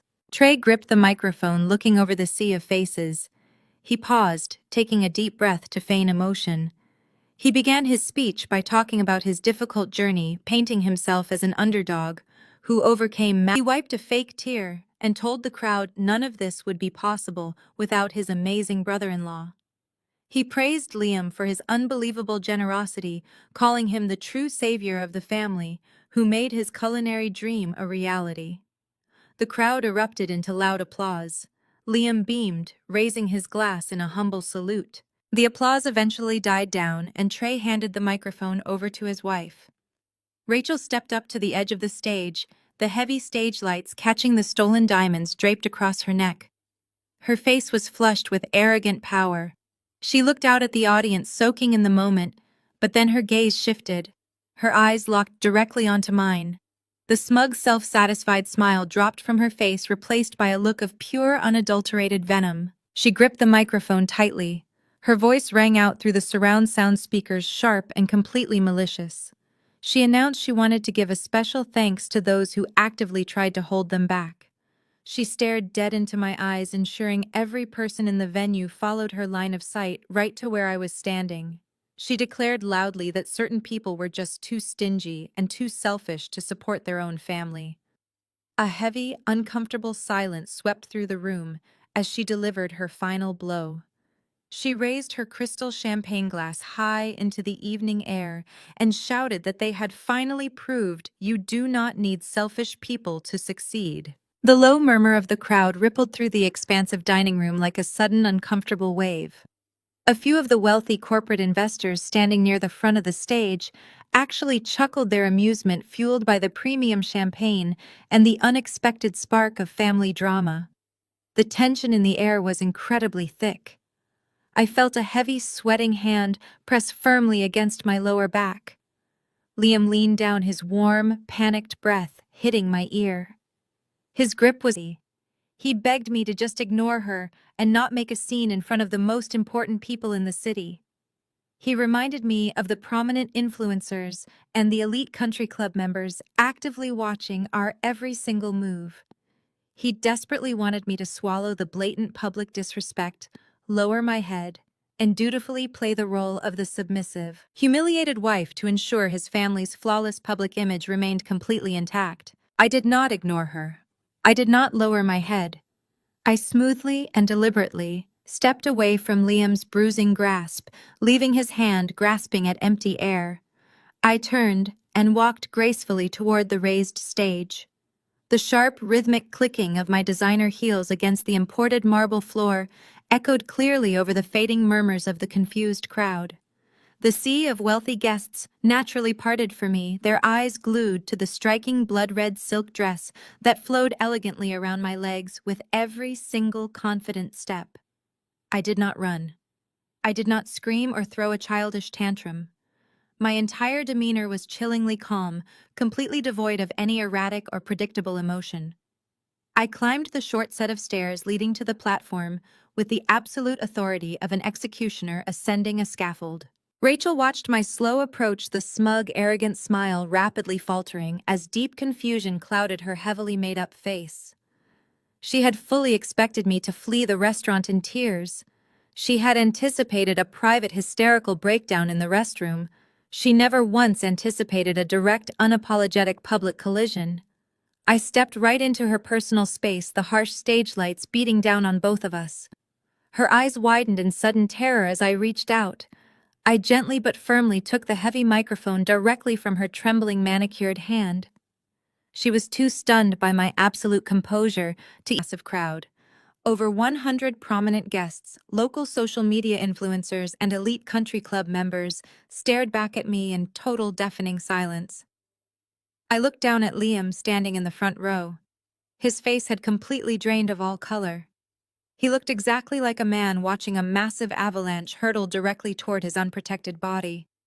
I raised the microphone to my lips. My voice echoed through the high-end surround sound speakers, crisp, perfectly modulated, and absolutely lethal. "I completely agree with Rachel," I announced, letting the clear words ring out across the cavernous room. "You truly should not be selfish with family. For example, you should not be selfish with the $150,000 stolen directly from my corporate operating account to pay for this venue's commercial lease." A collective sharp intake of breath sucked all the oxygen right out of the luxurious room. The wealthy investors in the front row stopped laughing instantly. Their eyes darted in sheer panic from me to Trey, and finally to Liam. I did not stop. I paced slowly across the stage, maintaining intense, unbreakable eye contact with my husband. I explained to the captivated, horrified audience that funding a spectacular culinary dream is a beautiful sentiment, provided you are actually using your own money to do it. I detailed precisely how my husband, the brilliant financial consultant everyone had just finished praising, used his unauthorized banking access to illegally wire federal funds across state lines. I publicly congratulated Trey on his self-made success, noting how incredibly easy it must be to build a massive hospitality empire from scratch when you are actively committing corporate embezzlement to cover your exorbitant overhead costs. The silence in the restaurant was absolutely open in pure shock. The arrogant, condescending matriarch who had spent the entire evening insulting my data firm now looked like she was about to collapse onto the marble floor.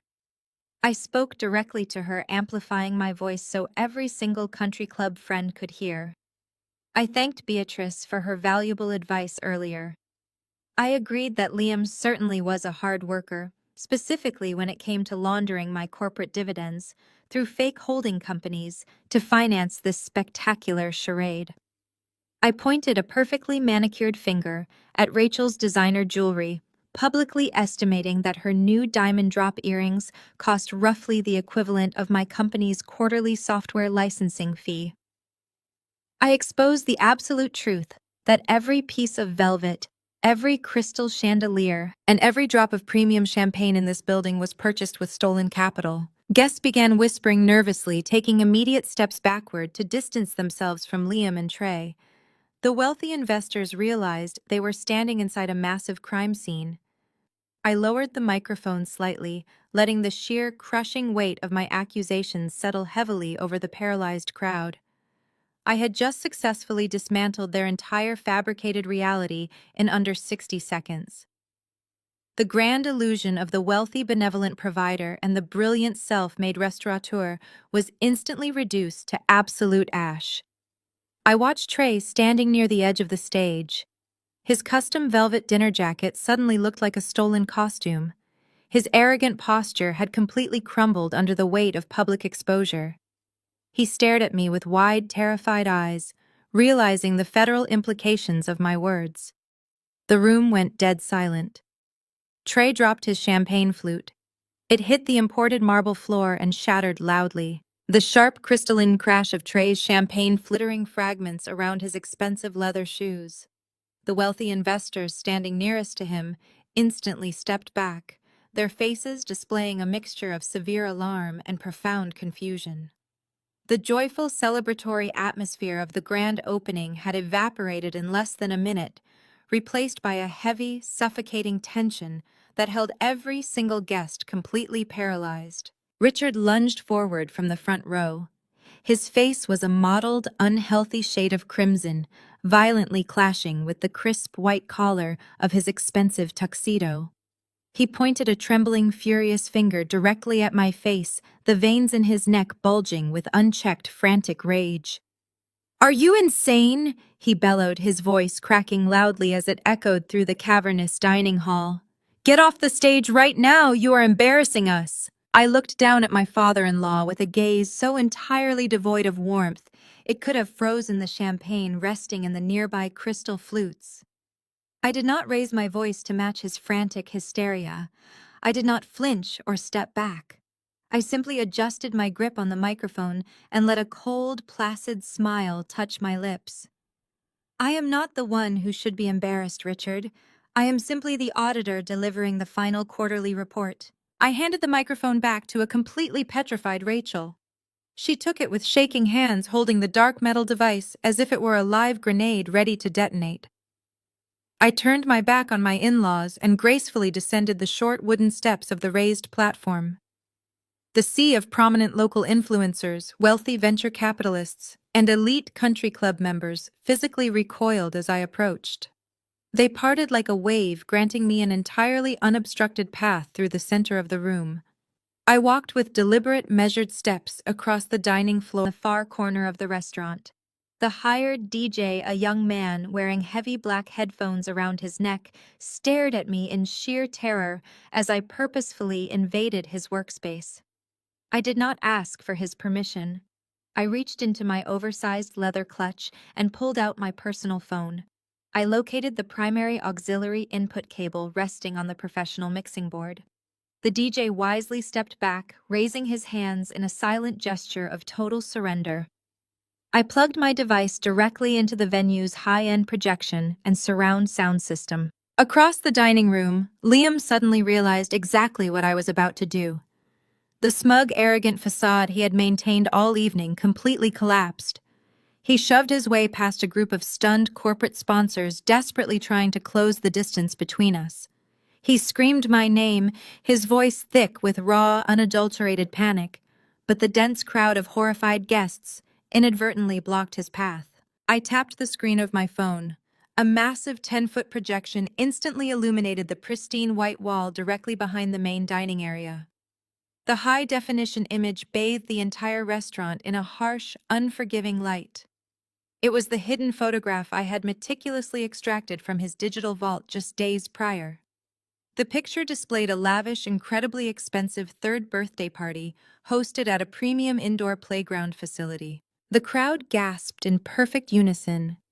Projected right in front of them was a towering image of Liam grinning brightly and holding a small, sharply dressed toddler high upon his broad shoulders. The boy had Liam's exact jawline, his exact nose, and his unmistakably piercing eyes. It was a flawless genetic copy. But the child was only the beginning of the sheer devastation. Standing right beside my husband in the massive projection, currently supposed to be financing, with my stolen home equity. Flanking the happy, illicit couple were the rest of the parasites. Rachel and Trey were standing there completely embracing the illegitimate family. Trey, an African-American man who loved projecting an image of absolute moral superiority and high-class sophistication, was laughing joyfully in the photo, fully complicit in the ultimate betrayal.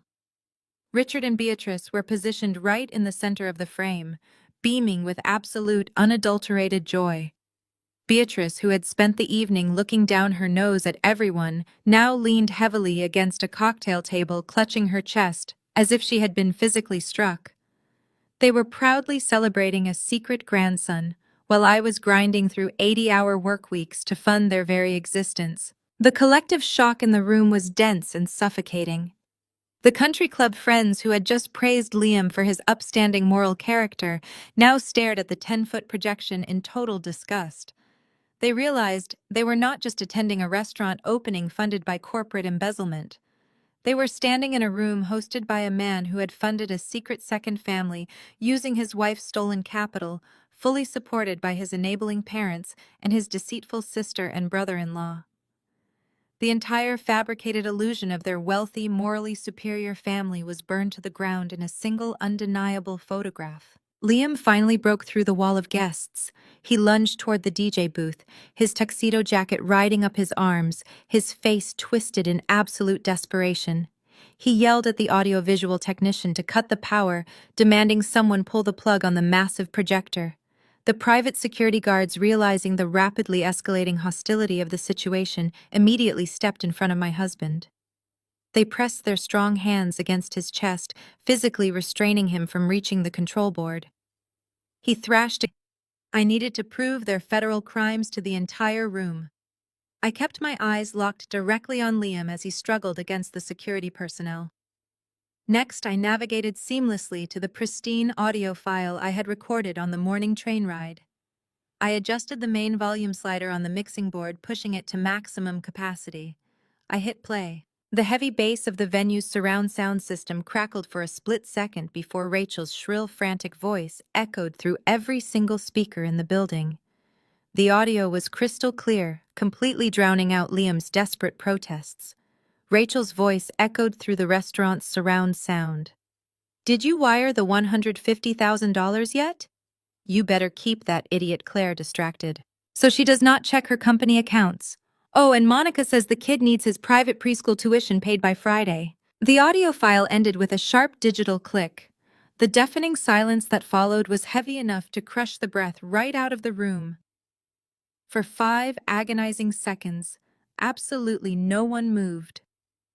The massive high-definition projection of Liam's secret second family continued to glow brightly against the back wall, bathing the horrified audience in a harsh, unforgiving light. Then, total chaos erupted. The immaculate dining room instantly transformed into a zone of absolute social carnage. The wealthy corporate investors who had previously praised my husband's non-existent business acumen began scrambling backward, physically, retreating from the blast radius of his exposed crimes. Dozens of smartphones were immediately pulled from designer pockets and beaded evening bags. The prominent social media influencers in the front row activated their cameras, their screens glowing brightly as they live-streamed the catastrophic collapse of the culinary empire. Flashes illuminated the venue. Spent the entire evening insulting my career and parading around in her silver pantsuit, could not handle the reality of her social ruin. The elite country club friends she so desperately wanted to impress were now recording her ultimate humiliation. Beatrice let out a loud theatrical gasp, clutching her chest as if her heart had suddenly stopped. She collapsed heavily into a plush velvet dining chair, her perfectly styled hair falling into her face as she faked a dramatic fainting spell to escape the relentless glare of the smartphone cameras. Richard hovered over her in a sheer state of panic, aggressively fanning her face, though his eyes darted frantically toward the exit doors. They were completely trapped in the humiliating nightmare they had helped construct. Trey realized his entire self-made millionaire persona was permanently destroyed. The fake culinary king recognized that his fraudulent empire was built entirely on stolen federal funds. The absolute sheer panic of impending legal ruin completely shattered his arrogant facade. Trey snapped. He let out a furious roar, screaming violent profanities that echoed sharply over the stunned crowd. He abandoned all pretense of high-class sophistication and charged across the imported marble floor, lunging directly toward the elevated audio-visual platform where I stood. He wildly swung his arms, threatening to smash the expensive mixing board and rip the projection cables straight from the wall. He never made it past the velvet ropes. 2 heavily built private security guards intercepted his aggressive charge with brutal efficiency. They tackled my furious brother-in-law right into a tall glass cocktail table. The table tipped backward, sending dozens of crystal champagne flutes and silver trays of caviar crashing violently to the floor. The sound of breaking glass and tearing fabric filled the air. His face directly into the spilled alcohol and shattered crystal. Rachel stood a few feet away, her hands covering her mouth as she sobbed hysterically. The heavy diamond drop earrings she had purchased with my stolen money swung wildly against her neck as she watched her husband get completely neutralized by the venue security. Across the room, Liam watched his entire family collapse into absolute ruin. He stood completely still as the security guards held the line. Then a terrifying psychological shift washed over my husband. Seeing that his flawless public facade was permanently pulverized, Liam simply stopped caring about appearances. The panicked, desperate husband, desperately trying to protect his secret, vanished completely. In his place, the arrogant, calculating narcissist took full and total control. He smoothly brushed off the hands of the security guard standing nearest to him. He straightened his posture, rolling his shoulders back with a deeply unsettling calmness. He dropped the nice guy act entirely. Liam slowly stepped away from the chaotic crowd and walked deliberately toward the center of the main dining floor, placing himself directly beneath the glowing projection of his illegitimate son. He looked around at the flashing cameras and the horrified faces of his former colleagues. Instead of showing remorse, Liam threw his head back and let out a dark, booming laugh. It was a deeply smug, arrogant sound that sent a chill through the remaining guests. He raised his hands methodically, adjusting his silver cufflinks with an air of absolute, untouchable superiority. He looked up at the stage, his dark eyes locking onto mine with an expression of pure, unadulterated malice. He truly believed he was holding the ultimate trump card. He believed that despite this public humiliation, he had still managed to successfully execute my total financial ruin. You think you're Go ahead, play your little recordings. Let everyone hear them. It doesn't matter. He paced slowly across the floor, completely owning his villainy with a sickening sense of pride. He pointed a firm finger directly at my face, ready to deliver what he confidently assumed was the final killing blow to my entire existence. The $500,000 loan on your house cleared this morning, Liam announced, a cruel, victorious smile spreading across his face. The bank authorized the wire. The money is in an offshore account. It is completely untraceable. I filed for divorce at 4 p.m. today. My lawyer already submitted the paperwork to freeze everything else. The remaining guests gasped loudly at his brazen confession of financial theft. Liam fed on their shock, his ego inflating with every horrified stare. He crossed his arms over his tailored tuxedo jacket, looking up at me with absolute triumph. "You're getting nothing. You're out on the street, Claire." He stood there, bathed in the light of the massive projector, fully expecting me to shatter into a million pieces. He waited eagerly for me to drop to my knees and beg. He wanted the entire room to witness my total devastation as the reality of extreme bankruptcy finally crushed my calm demeanor. He had just proudly confessed to severe financial crimes in front of 100 witnesses, firmly believing the stolen cash would somehow shield him from any legal consequences. I looked down at the man I had married. I did not drop the microphone. I did not shed a single tear. I let the heavy, loaded silence stretch across the devastated restaurant, allowing his arrogant confession to permanently cement his fate. I looked at his deeply smug face, and a slow, terrifying smile spread across my lips. I leaned slightly toward the microphone, my voice dropping to a soft, lethal whisper that echoed clearly through the massive speakers. A second, he let out a harsh, dismissive scoff, trying desperately to maintain his projection of absolute control. He told me I was bluffing and that I had no idea how corporate finance actually worked. I did not argue with him. I simply reached into the oversized black leather designer clutch resting on the audio-visual mixing board. I unfastened the metal clasp of the thick manila envelope I had meticulously prepared. I pulled out a stack of heavily stamped legal documents and held the top page high in the air for the entire room to see. The harsh glare of the projector light illuminated the official seals and the bold black lettering. I spoke clearly into the microphone, ensuring every single syllable hit him with the force of a physical blow. I told him I knew exactly how corporate finance worked, which was precisely why I hired a former federal forensic handwriting expert 4 years ago. I explained to the captivated audience that corporate executives are often trained to create a duress signature. I described how it is a distinctively altered version of their normal handwriting, designed exclusively to be used when they are being forced to sign fraudulent contracts. I looked directly into Liam's rapidly widening eyes. I informed him that I deliberately altered the angle of the capital letter in my first name and completely disconnected the fluid loop of my last name. I told him any certified document examiner would take one glance at the home equity application he submitted and instantly declare it a legally provable forgery. Liam swallowed hard. His throat bobbed visibly under his expensive silk bow tie. He took a hesitant step backward, his polished leather shoes slipping slightly on the spilled champagne covering the marble floor. He tried to stammer out a defense claiming he still secured the loan and the money was already gone. I shook my head slowly, letting a chilling laugh escape my lips. You did not mortgage in Chicago. I legally transferred the deed of that $1.2 million property into an irrevocable blind trust. I relinquished all personal ownership. On paper, I own absolutely nothing. When you forged my signature on that loan application, you were not stealing from your naive wife. You were actively attempting to leverage a federally protected asset managed by an independent fiduciary. You did not just trick a local bank, you committed federal bank fraud. The air in the restaurant grew completely stagnant. The wealthy investors in the front row began aggressively whispering to one another, instantly recognizing the severe federal mandatory minimum sentencing guidelines attached to that specific crime. Liam stared at me, his mouth opening and closing without producing a single sound. The undeniable reality of his massive legal blunder was rapidly crushing his false reality.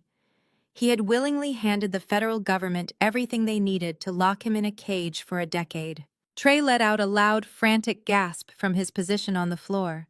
The private security guards were still pinning his arms behind his back, but he managed to lift his head from the shattered crystal and spilled caviar. He stared at Liam with a look of pure, unadulterated terror. Trey screamed that Liam had promised the money was completely clean. Trey yelled that Liam swore the startup capital was perfectly safe to use for the commercial lease. I turned my attention away from my paralyzed husband and focused my icy gaze entirely on my arrogant brother-in-law. I adjusted my posture, standing tall and projecting absolute authority. I told Trey he should never accept financial advice from a mid-level consultant who cheats on his wife. I pulled the second document from my stack. It was the certified tracking report provided directly by my corporate banking liaison. And regarding that $150,000 you wired to Trey this morning, I continued, my voice echoing relentlessly across the grand dining room. You did not wire those funds from my corporate operating account. The second I discovered your pathetic plan, I contacted the Internal Revenue Service Criminal Investigation Division. I officially surrendered control of that specific account and flagged it as a honeypot for an ongoing internal fraud investigation. I worked directly with federal agents to monitor the transaction. Liam stumbled backward, hitting a cocktail table. His legs completely gave out. He gripped the edge of the table to keep himself from collapsing onto the floor. I delivered the second lethal hit without a single ounce of mercy. You transferred flagged federal funds across state lines, I announced. The moment you clicked confirm on that transfer, you committed wire fraud. And Trey, the exact second you accepted that stolen federal cash to secure the commercial lease for this building, you committed aggressive money laundering. The federal government has been tracking every single cent you spent on these crystal chandeliers and imported marble floors. You built your entire culinary empire inside a federal trap. The smug, victorious smile that had defined Liam's entire existence vanished completely. The healthy flush of color violently drained from his face, leaving his skin an ashen, sickly gray. The realization of his absolute, inescapable destruction hit him with the force of a freight train. He was not going to a luxury offshore account. He was not moving into a high-rise penthouse with Monica. He was going to federal prison, and he had dragged his sister's husband right down into the abyss with him. Trey started hyperventilating on the floor. His chest heaved with rapid, shallow breaths, as sheer panic overtook his nervous system. remained slumped in her chair, weeping uncontrollably into her hands while Richard stood frozen in a state of total catatonic shock. Their entire world was burning to the ground in front of 100 prominent witnesses. The heavy, suffocating silence inside the restaurant was suddenly broken by a sound coming from the busy city streets outside. It started as a faint, distant wail echoing off the tall glass skyscrapers. Within seconds, the sound grew exponentially louder, piercing through the thick glass windows of the dining room. Sirens were howling in the night air, their aggressive rhythmic alarms cutting through the tension. I watched the flashing red and blue lights begin to reflect off the imported marble floors, growing rapidly closer with every passing second. The heavy double-paned glass doors at the front entrance of King's Culinary Group did not just open. They were violently thrust apart with a force that sent a sharp gust of freezing Chicago wind, rushing straight into the sweltering, panic-stricken dining room. The heavy velvet curtains near the reception desk whipped frantically in the sudden draft. The flashing red and blue emergency lights outside now poured directly through the unobstructed entryway, casting harsh alternating shadows across the imported marble floors and illuminating the terrified faces of the wealthy guests. Through that dramatic threshold stepped Diana. My corporate attorney did not wear a tactical vest or carry a weapon, yet she commanded the space with a lethal, undeniable authority. She wore a razor-sharp black suit and carried a sleek leather briefcase, walking into the chaotic restaurant with the absolute composure of an apex predator entering a familiar hunting ground. Flanking Diana, moving with highly synchronized tactical precision, were 5 federal agents. 3 of the men wore dark windbreakers with the bright, unmistakable yellow lettering of the Federal Bureau of Investigation printed squarely across their backs. The other 2 admire the crystal chandeliers or the premium champagne stations. They fanned out immediately, pushing past the velvet ropes and establishing total operational control over the venue within a matter of seconds. The lead FBI agent, a tall, broad-shouldered man with a deeply authoritative presence, stepped forward. He did not need a microphone to make his voice heard over the absolute suffocating silence of the dining room. His tone was sharp, professional, and entirely devoid of any sympathy. Liam, Rachel, and Trey, the agent, announced, his booming voice echoing off the high industrial ceilings. "You are under arrest for conspiracy to commit wire fraud, bank fraud, and money laundering." The words hung in the air like a physical death sentence.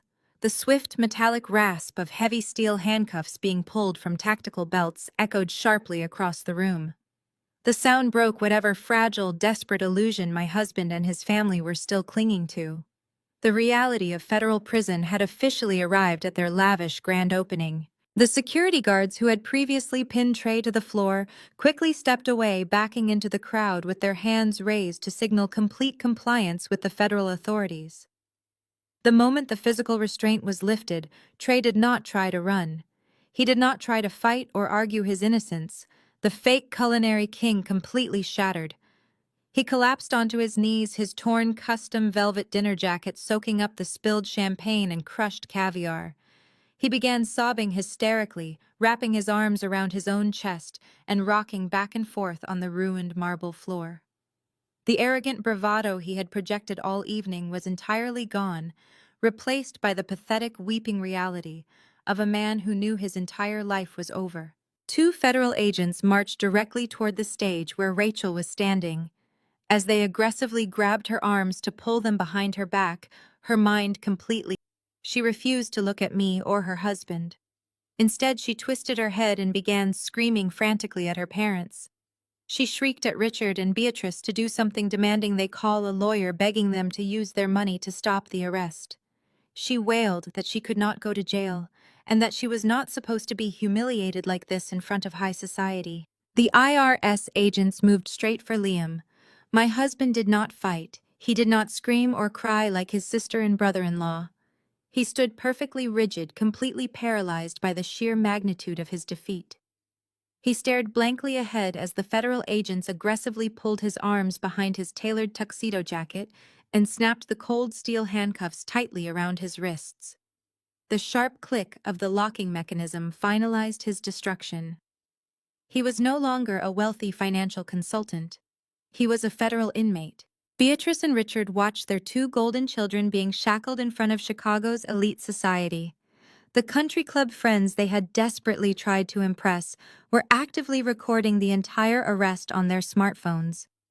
The absolute social and financial ruin was too much for my in-laws to process. They realized they had absolutely no power, no leverage, and no money to stop the federal government from taking their children away. In a state of sheer unadulterated desperation, Beatrice and Richard turned their frantic eyes toward me. They scrambled across the dining room floor, completely abandoning all pretense of high-class sophistication. They threw themselves at my feet, literally falling heavily onto their knees right in front of the audio-visual stage. Beatrice reached out with trembling manicured hands and grabbed tightly onto the fabric of my blood-red silk dress. "Claire, please," Beatrice sobbed, tears ruining her expensive makeup and streaking dark mascara down her pale cheeks. "You have to stop them. Tell the aide them take Liam away." Richard grabbed the other side of my dress, his pompous demeanor completely obliterated. He wept openly, his face tilted up toward mine in absolute submission. "We will give the house back," Richard begged, his voice cracking with panic. "We will cancel the restaurant lease. We will make Trey pay back every single dollar. Just please call off your lawyer. Tell them we made a mistake. We will do anything you want." I looked down at the two pathetic figures groveling at my feet. These were the same people who had mocked my career, funded my husband's secret mistress, and gleefully celebrated the planned theft of my premarital home.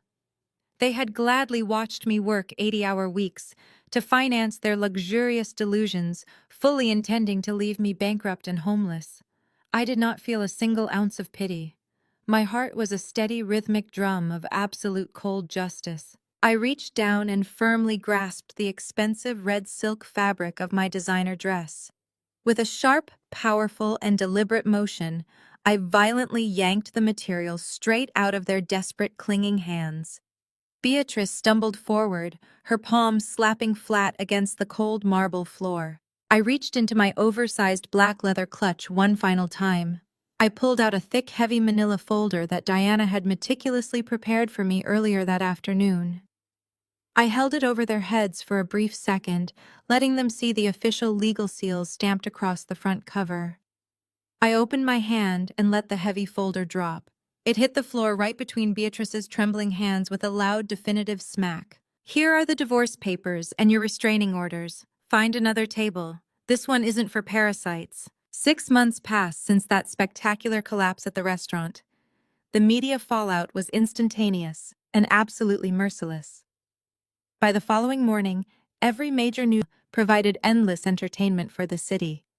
Someone inside the venue had live-streamed the entire confrontation, and the shaky smartphone footage of my in-laws, groveling on the imported marble floor, went completely viral. The elite country club friends who had previously attended their lavish dinner parties immediately severed all ties, treating Richard and Beatrice like highly contagious social pariahs. The federal justice system moved with terrifying efficiency.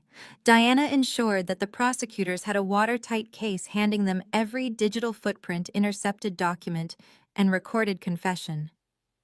Liam tried to hire a high-powered defense attorney, but his frozen bank accounts severely limited his legal options. Standing before a federal judge, the arrogant man who had tried to steal my home and my company was reduced to a shaking, pathetic shell of his former self.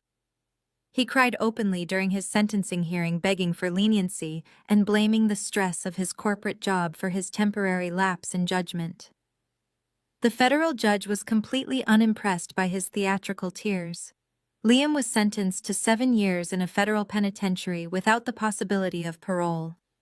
He traded his custom-tailored suits for a standard-issue prison uniform. Trey fared only slightly better.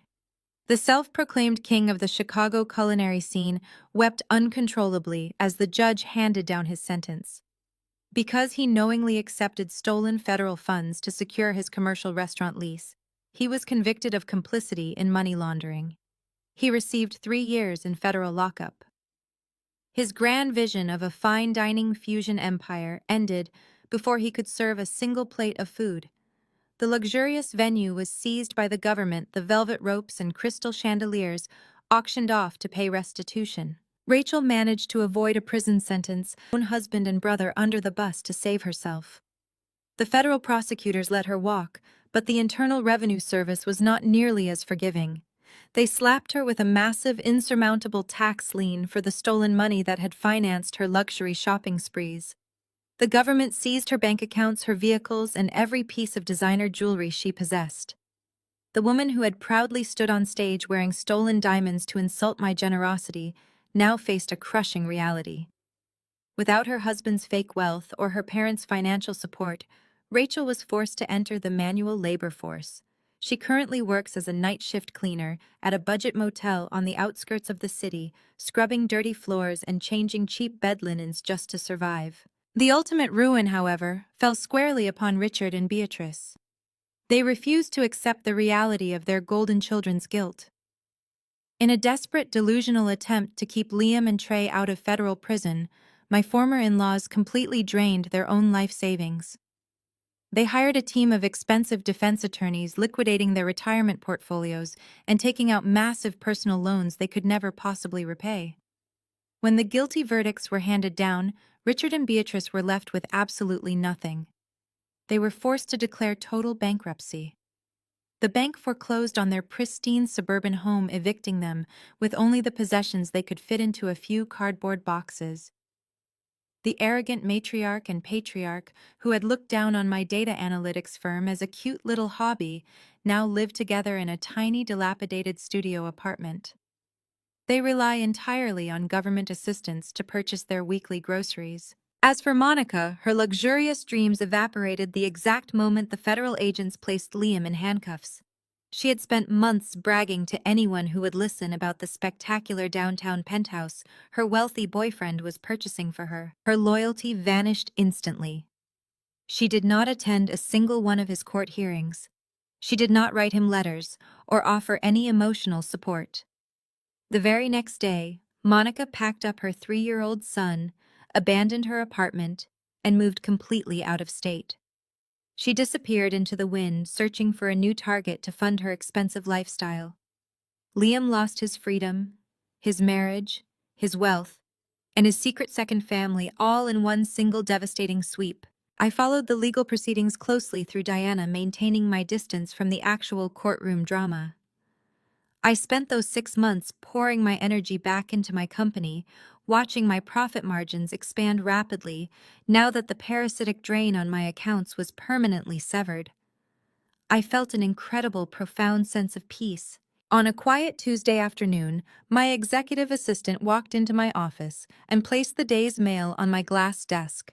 Sitting right on top of the pile was a standard white envelope bearing the distinctive return address of a federal correctional institution. It was addressed to me in Liam's familiar handwriting. I picked up the heavy envelope and sliced it open with a silver letter opener. I pulled out 3 pages of lined notebook paper covered in frantic, messy ink. I leaned back in my ergonomic chair and read the first page. It was a pathetic, rambling manifesto of guilt and desperation. He begged for my forgiveness, claiming he realized the massive magnitude of his mistakes. He wrote that he still loved me and asked if I would be willing to visit him during visiting hours. I reached the end of the first page. I smiled, then fed the unread second page directly into my paper shredder. I watched the sharp steel blades of the shredder pull the lined notebook paper down into the machine. The loud mechanical grinding noise filled my quiet third page before feeding it into the very same slot. I did not need to read his frantic begging or hear his hollow promises of rehabilitation. His handwritten words held absolutely no power over me anymore. He was a ghost from a past life I had successfully amputated. I emptied the shredder bin directly into the recycling container, dusted off my hands, and completely erased him from my mind forever. My life belonged entirely to me now, and I would never again allow an opportunistic manipulator to infiltrate my personal sanctuary. I took a deep breath, inhaling the quiet calm of my secure office, ready to face the future. Present day. It has been exactly 1 year since that spectacularly chaotic evening at the restaurant. I am standing in my brand new corporate headquarters. We outgrew the old office space months ago. I now occupy a sprawling penthouse suite on the 40th floor of a premier high-rise in the heart of the Chicago financial district. The floor-to-ceiling glass windows offer a breathtaking, unobstructed view of the sprawling city skyline and the deep blue expanse of Lake Michigan. The morning sunlight pours across my imported marble desk, illuminating a workspace entirely devoid of the toxic stress that used to define my daily existence.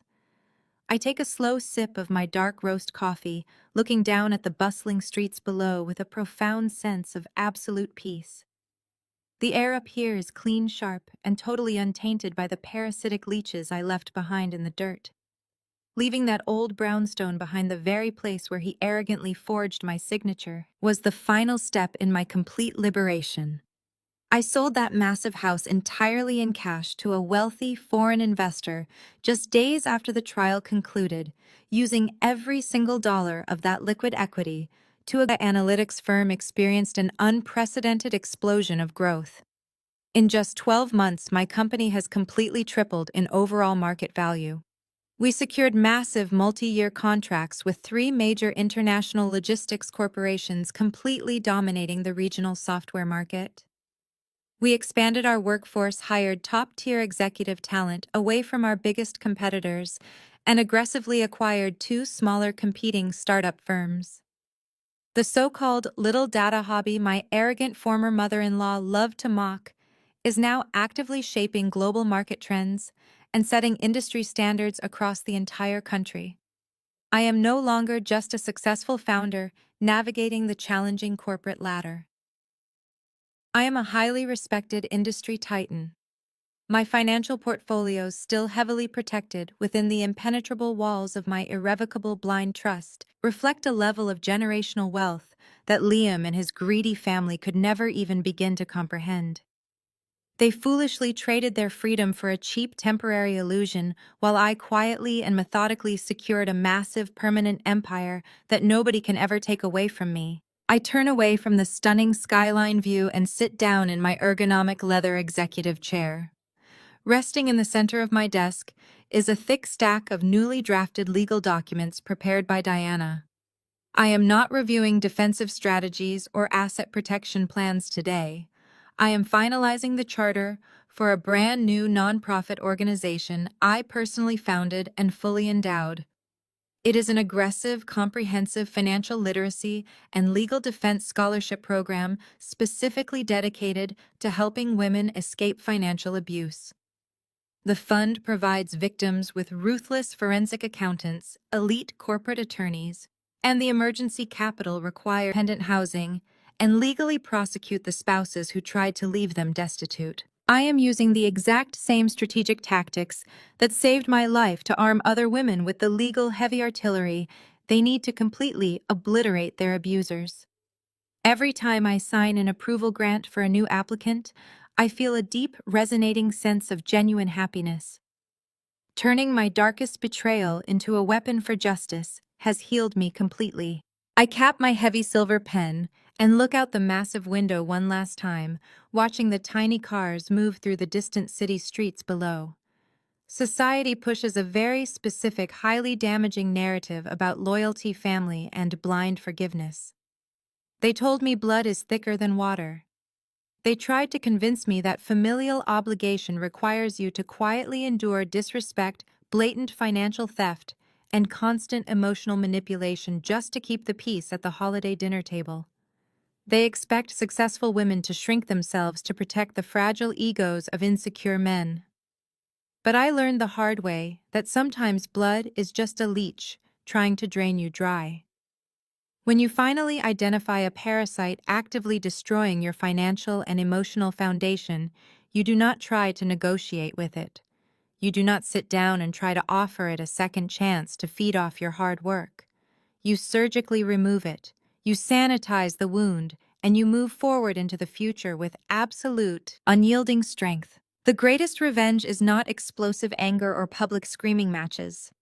The greatest revenge is achieving absolute untouchable success and executing a brilliant legal strategy with terrifyingly cold precision.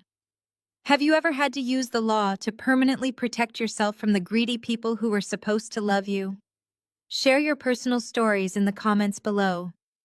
Do Not Forgetful Husband and Toxic In-Laws offers a masterclass in self-preservation and emotional regulation. When faced with absolute betrayal, human instinct urges us to react immediately, to scream, demand answers, and unleash our righteous anger. However, the most profound lesson embedded in this narrative is that silence is not a manifestation of weakness. Rather, it is your greatest strategic advantage. By refusing to give her husband the emotional explosion he anticipated, Claire retained complete control over the battlefield. Manipulative individuals feed on emotional chaos. They thrive on your pain, often using your explosive reactions to gaslight you, paint you as the unstable villain, and cast themselves as the victims. When Claire discovered the devastating truth about the embezzled corporate funds, the forged mortgage application, and the secret family, she did not confront him in the heat of the moment. She simply smiled, played her expected role, and methodically built an impenetrable legal fortress. Her absolute emotional detachment allowed her to analyze the chessboard with pristine clarity, while her abusers were utterly blinded by their own arrogance. This narrative teaches us a vital reality about surviving toxic relationships. You do not owe your betrayers a tearful argument, an explanation, or an opportunity to negotiate.